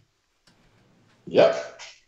I mean, that's absolutely true. I don't know that they did it this year, but they are more likely than anybody else to play in the stone, march for 20 seconds, and that's the drill. And then gush. Right, that's right. And they're consistent. Come on, man. What was it? They did something. They just came out there at FAMU. They came out there. They did a rotation, and that was it. Come on, man. FAMU. Bethune-Cookman is a much better band than that. They need to step up the level of difficulty if they're going to be number one. Absolutely agree with you, Bridgette. It should be A&T and Southern fighting for number one. A&T is a lot more creative, but Southern can march their tails off, and they're doing a lot of different things, and they're really good. So they should be fighting. Drum majors, again, I agree with you guys. I could see Jackson State. I really like Bethune-Cookman's drum major. Like, every time I see them come from the side, explode from the band, and being very interesting, unique, I think they're very cool to watch. But Norfolk State, what are you basing this off? Like, they don't feature their drum majors enough for you to be able to say they're number two. I mean, they conduct well, that's great. But here's the thing. If Norfolk State's drum majors were completely missing from the show, you wouldn't even know it. I'm not throwing shade just because I went to Hampton. I'm just being honest. You really would not know. If FAMU's drum majors were missing from the show, you'd be like, what the heck? Like, what's going on? How was the band? Because they're bringing the band different places. If the J5 was missing, you would know that. Mm-hmm. But Norfolk, they have drum majors. Let's do this. Top 10, I didn't see North Carolina Central, so I can't claim it. Number 9, FAMU does not belong on here. I might put them at 11, but not 9. Oh, and Alabama A&M not being on the musicality level, and FAMU that is a travesty. A&M sounds great, and that is their strong suit. They sound amazing. Prairie View, I didn't see them this year. Norfolk State, I think it's just like I was talking about, Kentucky State is the band to look out for 2 years ago. Norfolk State is the band to look out for. They're doing some things over there. Their drilling is very good. Their sound is overall good. They're gaining some more people. I think Norfolk State has more momentum than almost any other band that's on this list. Like, I think next year they'll be higher, and perhaps the year after that they'll be even higher than that. I'm looking forward to seeing them. Southern, they did really good against A&T at that band battle. Yeah, definitely. They did not win, for those in the chat room who might want to say that. Southern, I think they had an off year, but I think they held their own to be an off year. One of the best things I ever saw was that very simple thing where they were marching and everybody stopped. Or the other one where they kind of did the one leg thing at a time. Like, those things are some of the best memories I've had of band this year. Jackson State, I would not, based off the performances I've seen of them, I would not have them at number 3 overall. I mean, they sounded great, but they weren't that remarkable to me. A&T, let me skip over A&T. Bethune-Cookman, no, does not deserve to be number 1. They sound great, but drill and design, they sound great. They're very precise, but their level of difficulty as far as execution is concerned, particularly when it comes to drill, would not put them at number 1 for me. That number 1 spot is definitely going to be A&T. They're the total package on the field, at least. They sound good. They sound better this year than in years past. They sound good. The drills are interesting. The shows are creative. The auxiliary adds a lot to the show, and the percussion section can play. What more do you want? I mean, A&T is literally is knocking it out the box on almost all of these things. So it should be A&T. They deserve to be number one.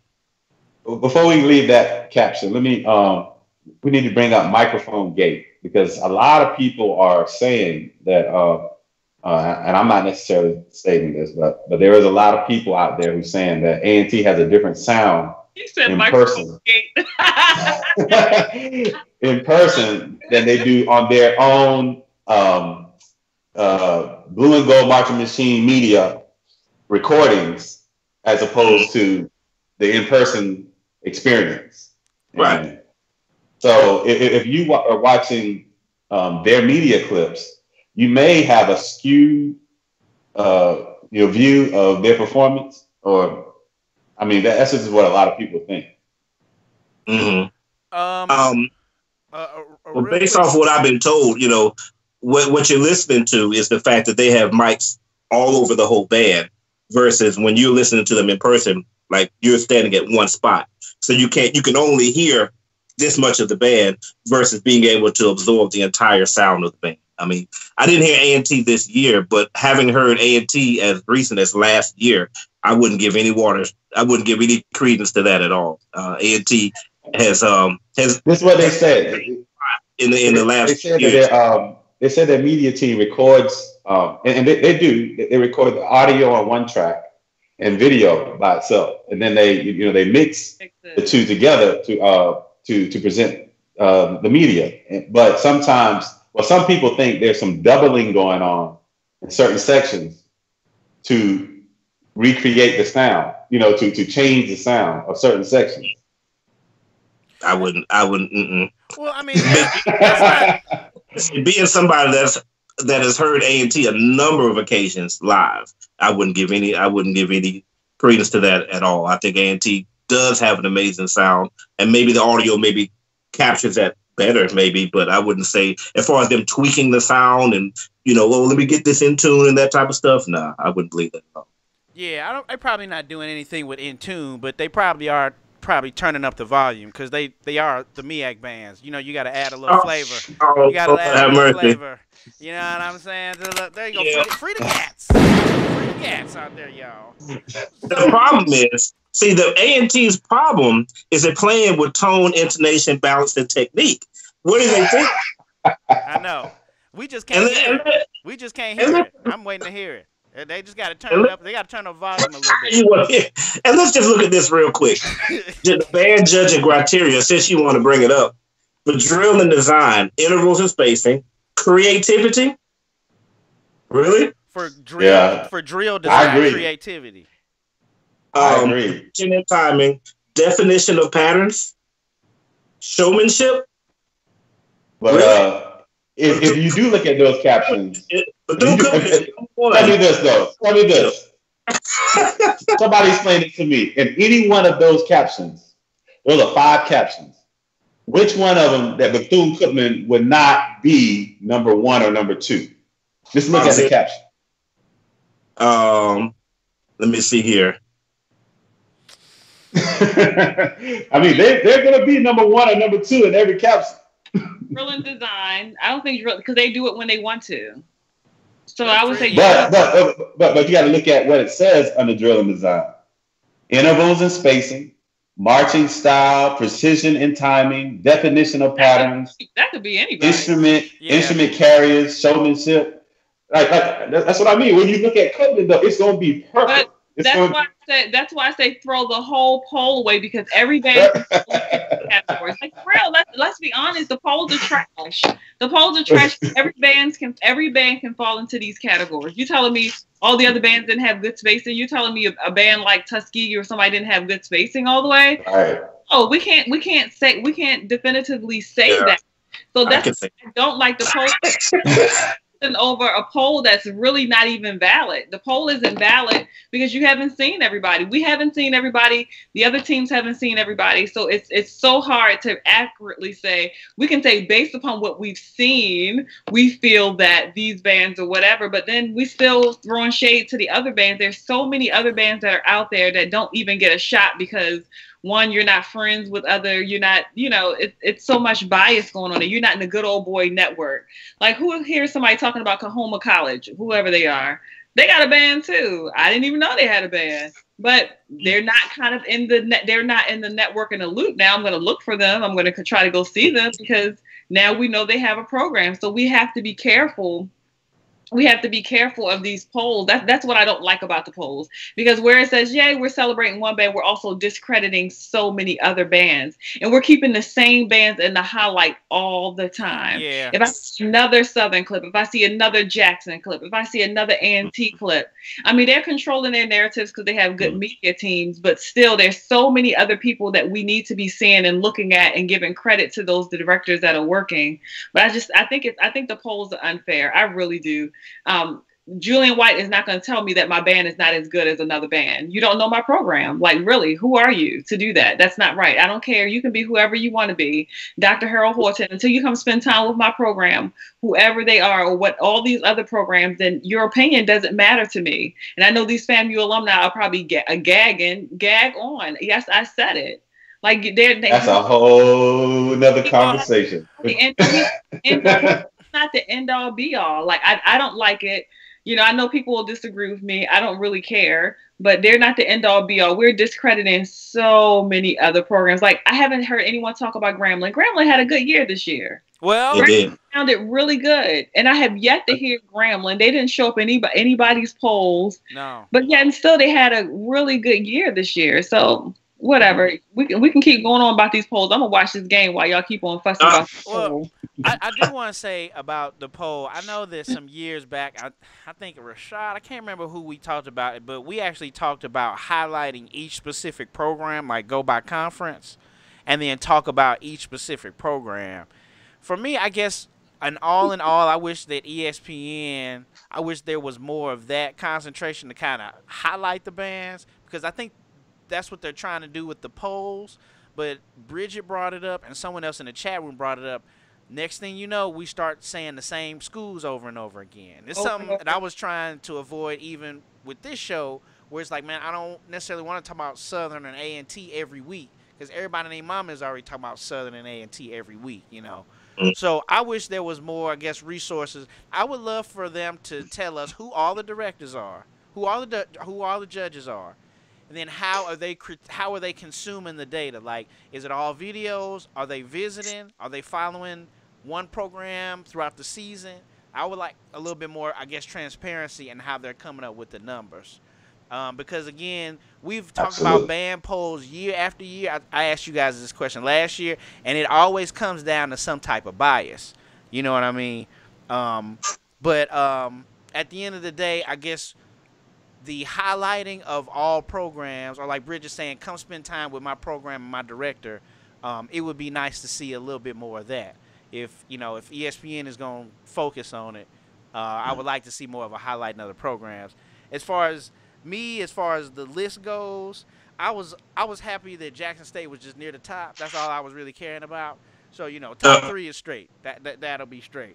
But I wish Stillman was on the small school bands, and I thought Texas Southern had a decent little year. We saw Texas Southern, I think, against Southern or somebody. Yeah, we saw them against Southern. We saw them a couple times. We saw them Southern, we saw Alcorn. They and Prairie View seem like close to me. They like like brothers. You know what I'm saying? So every time I see Prairie View, other than like their drum section, I'm already thinking, well, how much better than they are than Texas Southern. Prairie View's drum section, they got them at 5. I don't know. I think they should have been up there higher than that, to be honest with you. Alabama. Yeah. I agree. And you know what? This will jump in right quick. We gave Prairie View a lot of props at the from the MEAC SWAC Challenge this year. Yeah. And they sounded good. They had a strong year too. Prairie View was strong this year. Hey Joe. Okay. Joe, Brian Knowles in the chat room says he says to let you know that all the bands are #1 in Christ Jesus. I saw that. There you go. Right, good.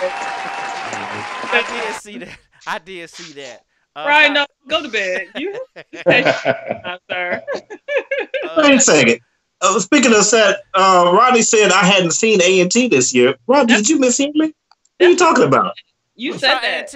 We saw A&T a couple times this year. I hadn't seen a Central, North Carolina Central this year. Not North Carolina A&T. Yeah, you weren't on the band. Don't believe the words that come out of my mouth, Lord. Yeah, you when we did Central, I think it was just me and Ernest, and that was but they also were in that Battle of the Bands. Yeah, that Battle of the Bands. Yeah. Too, so yeah, that's where you saw it. Yeah, I actually looked on there and saw that too. Okay, yeah, it was Central versus Prairie. Okay, I remember that. It was so long ago, so that I barely remember that at all. Right. But yeah, it was North Carolina Central that I didn't see. So Joe, when you posted the video, go ahead and edit that part to make sure that I said North Carolina Central. I know I can depend on you to do that. No, take that L. You said it. Take it. You said that. Take that L. So yeah, but for the most part, I mean, it's close, but yeah, I would like to have seen more. I don't know. I would like to see more programs. Like I said, I want to see more about how they're getting the data. I think that's more what I'm interested in. Yeah, definitely Alabama A&M should be higher as far as musicality. I think they're one of the better sounding bands. And like I said, I think Brother White put Fam on there. Y'all, I just think he just couldn't do it. You know what I'm saying? He just couldn't say, man, I don't know about putting, Fam up there.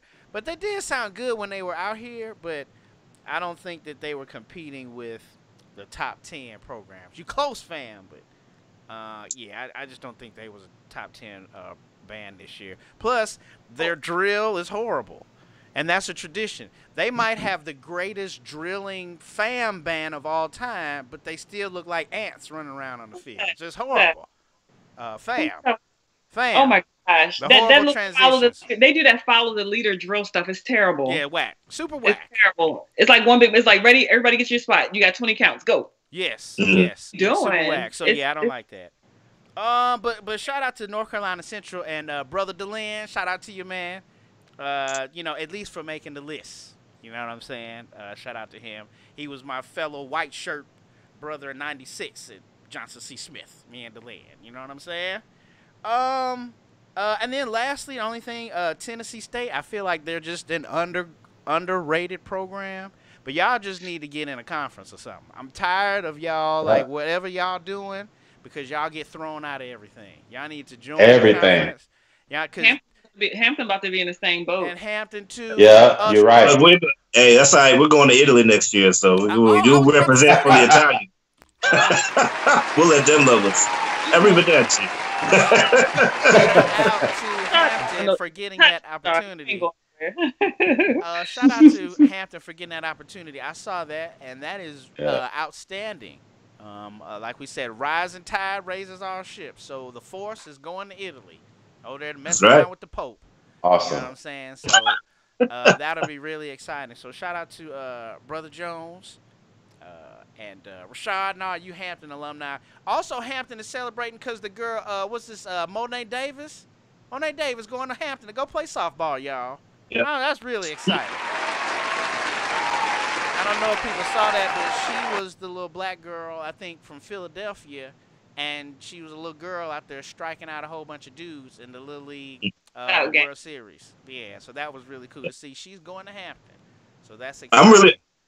I'm really proud of my alma mater because I haven't had the chance, like Dr. Jones in particular with the band, is really doing a lot of good things and growing because it's been a long time since Hampton has been, where they were when I was in school. I mean, it's been a long time, so I'm happy to see them growing and putting the band back where it belongs again. So I'm looking forward to that, because it's hard to fight that battle. Fighting the battle, a lot of people base your credibility on what's behind you. Like, well, look at us in the 90s, son, the 90s. So that's just very exciting to me to see that again. Yeah. So in the chat room there reminds us that a couple of programs had some good things happening in 2020. So shout out to Hampton, but the Jukebox will be in the Rose Parade in 2020. So Southern will be in the Rose Parade. So thank you, Eric. They'll be out here in California for the Rose Bowl parade? Yeah, so the directors were out there actually for this Rose Bowl parade. They go out a year ahead. Oh, they did. That's right. So I don't know if you had a chance to. Yeah, I don't know if you had a chance to meet them, but they're going out. We have to get them. You have to chop it up with them, but they're going out there next. I see you, Garrett, man. I'm gonna hook it up, man. We kick it. Yeah. And then, of course, shout out to the Morgan State University, who will be the HBCU represented in the Macy's Thanksgiving Day Parade next year, too. So we're going to shout out all. So look, here I go. So before we wrap this show up, make sure we give shout outs to those directors who are retiring. We had a couple directors retiring, leaving programs that put some years in. Mr. John Newsom at Howard University has put in his time. So shout out to you, sir. Congratulations on the program, the work you've done. Is he the longest continuous director right now in the game? Yeah, no, you said Dr. Miles. You said your band director. I think your band director. They're there together. So him and Newsom. So the story is Newsom is a Southern guy. He's a Southern University grad. He came to Morgan State University, so he was the director there. He stayed there a couple years before he and Mr. Miles worked together, and then he went over to Howard. He left and went to Howard. So Mr. Miles had 45 years in the game. Newsom is close to it. So, we have a new wave of directors. It's kind of cool to see the new wave of directors kind of coming through these programs. So shout out to Mr. Newsom. Of course, Bowie State has a new director coming through there. That job should be opening up. So those directors out here, too, who's looking for employment on a collegiate level, keep your eyes out for the announcements for those, at least those two programs we know for sure on the East Coast. And if you know other programs, y'all go ahead and put it out there where there's going to be some openings for the staff. I'm looking at the comments in the chat room. So yeah, but shout out to those directors as well. Yeah, and I see Brother Chisholm, what he said. So what you just said, Brother Chisholm, so that's what we said at the beginning. We were saying that a lot of these programs are missing from the list, but we based our discussion on the actual list. Of course, we ain't ready to not talk about Morgan State. Come on now. With Bridgette on here, we ain't going to not talk about Morgan State. You're not going to get my Morgan. They should, first of all, let me tell you, they should be on for best drumline. I'll put them on top. I put them on the top of anybody. But Upstate Norfolk, I'm trying to tell you. You don't believe me? Do you need to see the clips? You must have watched the Bridgette. Yeah, so, please send me the clips. Send you the clips. We will eat every other. Hang on a second. Let me take my expressions back, because actually the last time I saw them, they actually were really good. So. Yeah, and all of those programs, we want to highlight them, we want to talk about them, but again, they weren't on the list. So it would be great to talk about all of them, but it's already like 2:00 in the morning on the East Coast, so we trying to get as much information as possible. Next season, we have to make it a point to everybody kind of divide up and hit some of these programs that we don't see, so we can have to talk about it.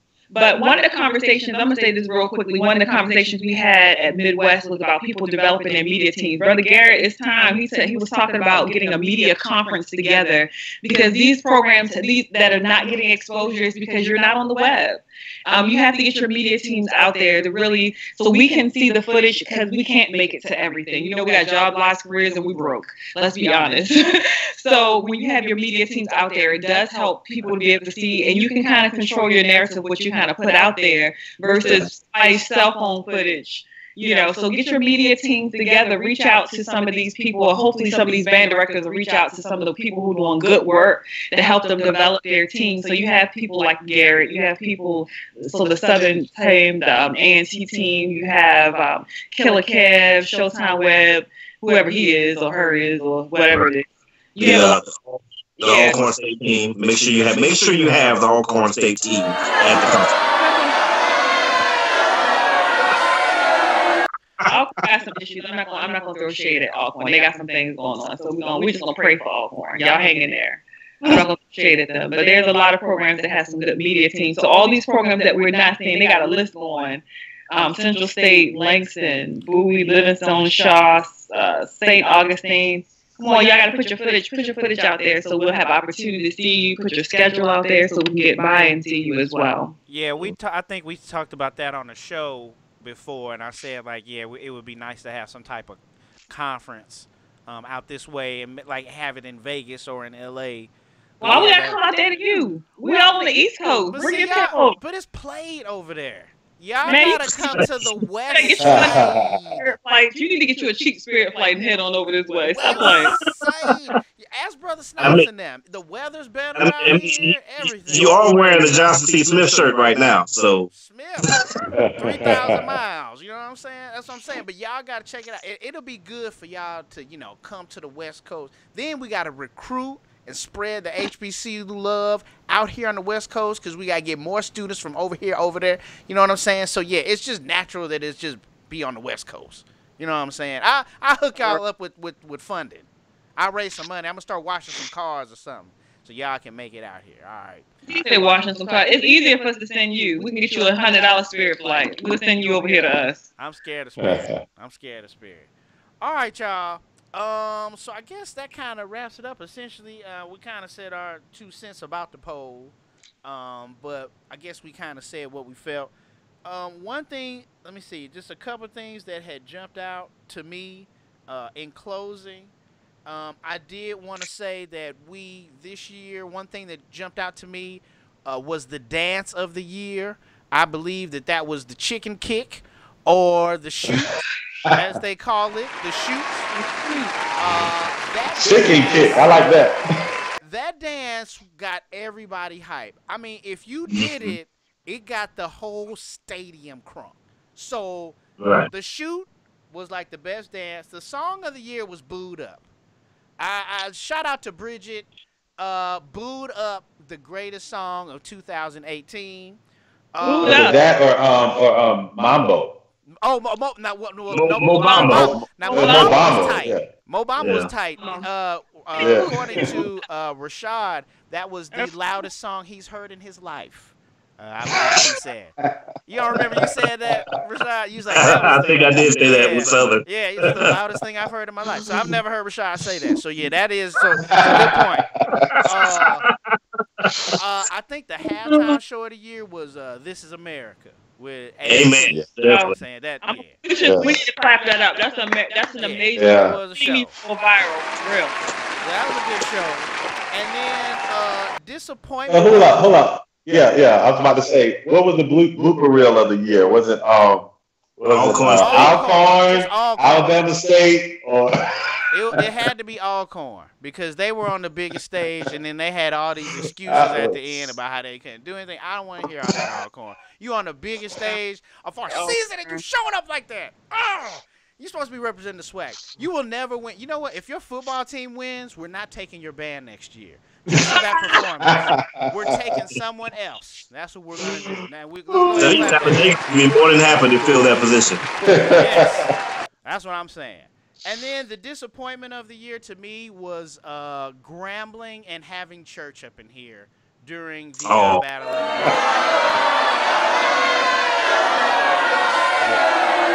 So next year, I disagree. Alabama State disappointment of the year. Oh, are you talking about at the parade? The entire season. Oh. So yeah, y'all heard Bridget. So Alabama State, yeah, that's a disappointment. And then the other infractions we introduced, like the dance to play ratio and tribute shows. Oh yeah. So we had some pretty good discussions this year. What about for me, the biggest single moment of the year was Bethune-Cookman FAMU making the arrow and pointing that FAMU. Yeah. That was the best moment of the year right there. Like, what? That was classic. Yeah, that was. Yeah. That was. All right, y'all. So we can go ahead and wrap up the show. Rashad, anything to wrap up the 90 Degree Show for this year? For wrapping up for this last year and getting into 2019. So Block Band, of course, is back. Make sure to hit us up for your music. We will be here to take care of it for you. A lot of people don't know, but we have a staff of arrangers, not just one person, but staff of arrangers that writes music for you to fit your particular style, because there's multiple different ways that people write music. As we're talking here, there's multiple different ways that these bands play, and our staff can take care of that for you. Plus, we can get you the equipment that you need, the right drum heads for your band, the right drumsticks, the right shoes, the right spats, the right gloves, all these things for your band. We're a Black-owned business. Why would you not do business with us? Plus, we get it up to you fast and at a good price. And what do you think? You sound like Hustle Man. I'm Hustle Man, right? All I need is my man from Smokee O's to write me a nice jingle. Oh, there you go. Right. I love that song, man. I love that song. So real quick, you guys got to go back. I think 2 weeks ago or maybe last week, Rashad has a nice little rendition of Smokee O's that the band would crank. He's, woo! You know what I'm saying? So y'all check that out. Y'all check out That'd be dope. Go ahead, Rashad, man. And of course, color commentary. We're going to continue to bring you the great movies that are coming out this year. Of course, this year we've got Avengers Endgame. We've got Captain Marvel. We've got let me see here. God, so many great movies are coming out this year, and I hope that you guys will watch them along with us. The way we do our show, just like with this one, we want you guys to watch our commentary with us and feel like you can yell at the screen and participate in what we are doing, because we have just such a great time doing it. Here is the schedule right here. Just an example. We got Lego Movie 2. We got Us. The new movie with my man Jordan Peele, you know, where you're scared of yourself. That's amazing. Let me see here. We just got some amazing movies. Shazam is coming out, so we're going to be reviewing everything. Plus, we're doing 2 TV shows. You got The Punisher. He's going to be murdering everybody. He's scarier than the villain is. So yeah, make sure to check it out with color commentary, where we give you views from a different side. Nice. And like Rashad say, we always are excited about color and commentary because they're colored. And it's really exciting. And we always love what you do. So good shout out to you, Rashad. Ernest, anything to wrap up yes, year, sir. Man? And appreciate you coming on the show this year, man. Give you a round of applause. I was just about to say that, man. I want to thank you guys for welcoming me with open arms, man, and kind of making me feel a part of the crew. And I appreciate that. I guess I'm like a new kid on everything except for your 5th quarter rules. Hey, I know, right? That's right. If you copy somebody, you took an L. But man, I appreciate y'all, man. I really enjoyed this. This is a lot of fun this year. And block us up, man, on Facebook, Twitter, Instagram. All social media. Check out the site, blockusup.com. We're doing it big in 2019 as well. But thank you guys, man. I appreciate it. No problem. And last without least, hold on, let's get a shout out to Free the Gats. This is the Free the Gats out here. Let's get that out the way. Bridgette, anything to wrap up the year? Yeah, first of all, Happy New Year to everybody. We're excited about 2019, the year that everyone's going to have. Shout out to all the directors. The work that you put in that we don't see that's behind the scenes. We really appreciate you listening to us. We know it's our opinion, don't really matter, because regardless, you're going to get paid. You know what I'm saying? But we appreciate the work that we see, the work that you're putting in with kids is amazing. The opportunities that you're giving, continue to do the great things that you're doing and strive for it. Thank you to all those. I'm with Ernest and Rashad and Joe. I appreciate being on the show with you guys once again this year. I look forward to seeing everyone's symphonic band. Just as I said, symphonic band, y'all stop that marching now. I know y'all got the Mardi Gras parades going on, but we look forward to seeing your symphonic band. Shout out to the HBCU Consortium as you guys get ready for the conference in March, the last week of March. So we look forward to that. But once again, thank you for a great season, and we look forward to talking to everybody in the next coming months, in a few months or something like that. All right, y'all. Well, thank you, Bridgette. If you're interested in becoming a sponsor or a patron to the Marching Podcast, please contact the show and we'll give you the criteria so we can start to pub your business using our platform. We'll play a commercial, we'll post your website on our blog, and we'll help send out your information through social media. So contact us and we'll help control and help build your business, all right? So again, thanks to all of you. I have to give you guys a round of applause. Also, shout out to everybody in the chat room. You guys made the show this year. Yeah. Shout out to the chat room. And we will start the new season of Chopping It Up next week with the Show Style Talk guys. And we have some more interviews, more directors, more people of interest coming up on the podcast. So still check us out on Mondays at 9:30 Eastern. We'll go chopping it up. And then again, we'll be doing the National Signing Day for marching bands. All right, so we'll be getting a lot of students out of high school telling you where they're going to be going to school next year. All right. So again, thanks again. And I appreciate you guys. Hope you guys have a good year and good looking out. We've come to the end of the podcast. Check out the website and donate what's in your heart to the Marching Podcast. Like us on Facebook, follow us on Twitter. Thanks to you for listening. And remember, the lectures you deliver may be very fine and true, but I'd rather get my lesson in observing what you do. See you next year. Happy New Year.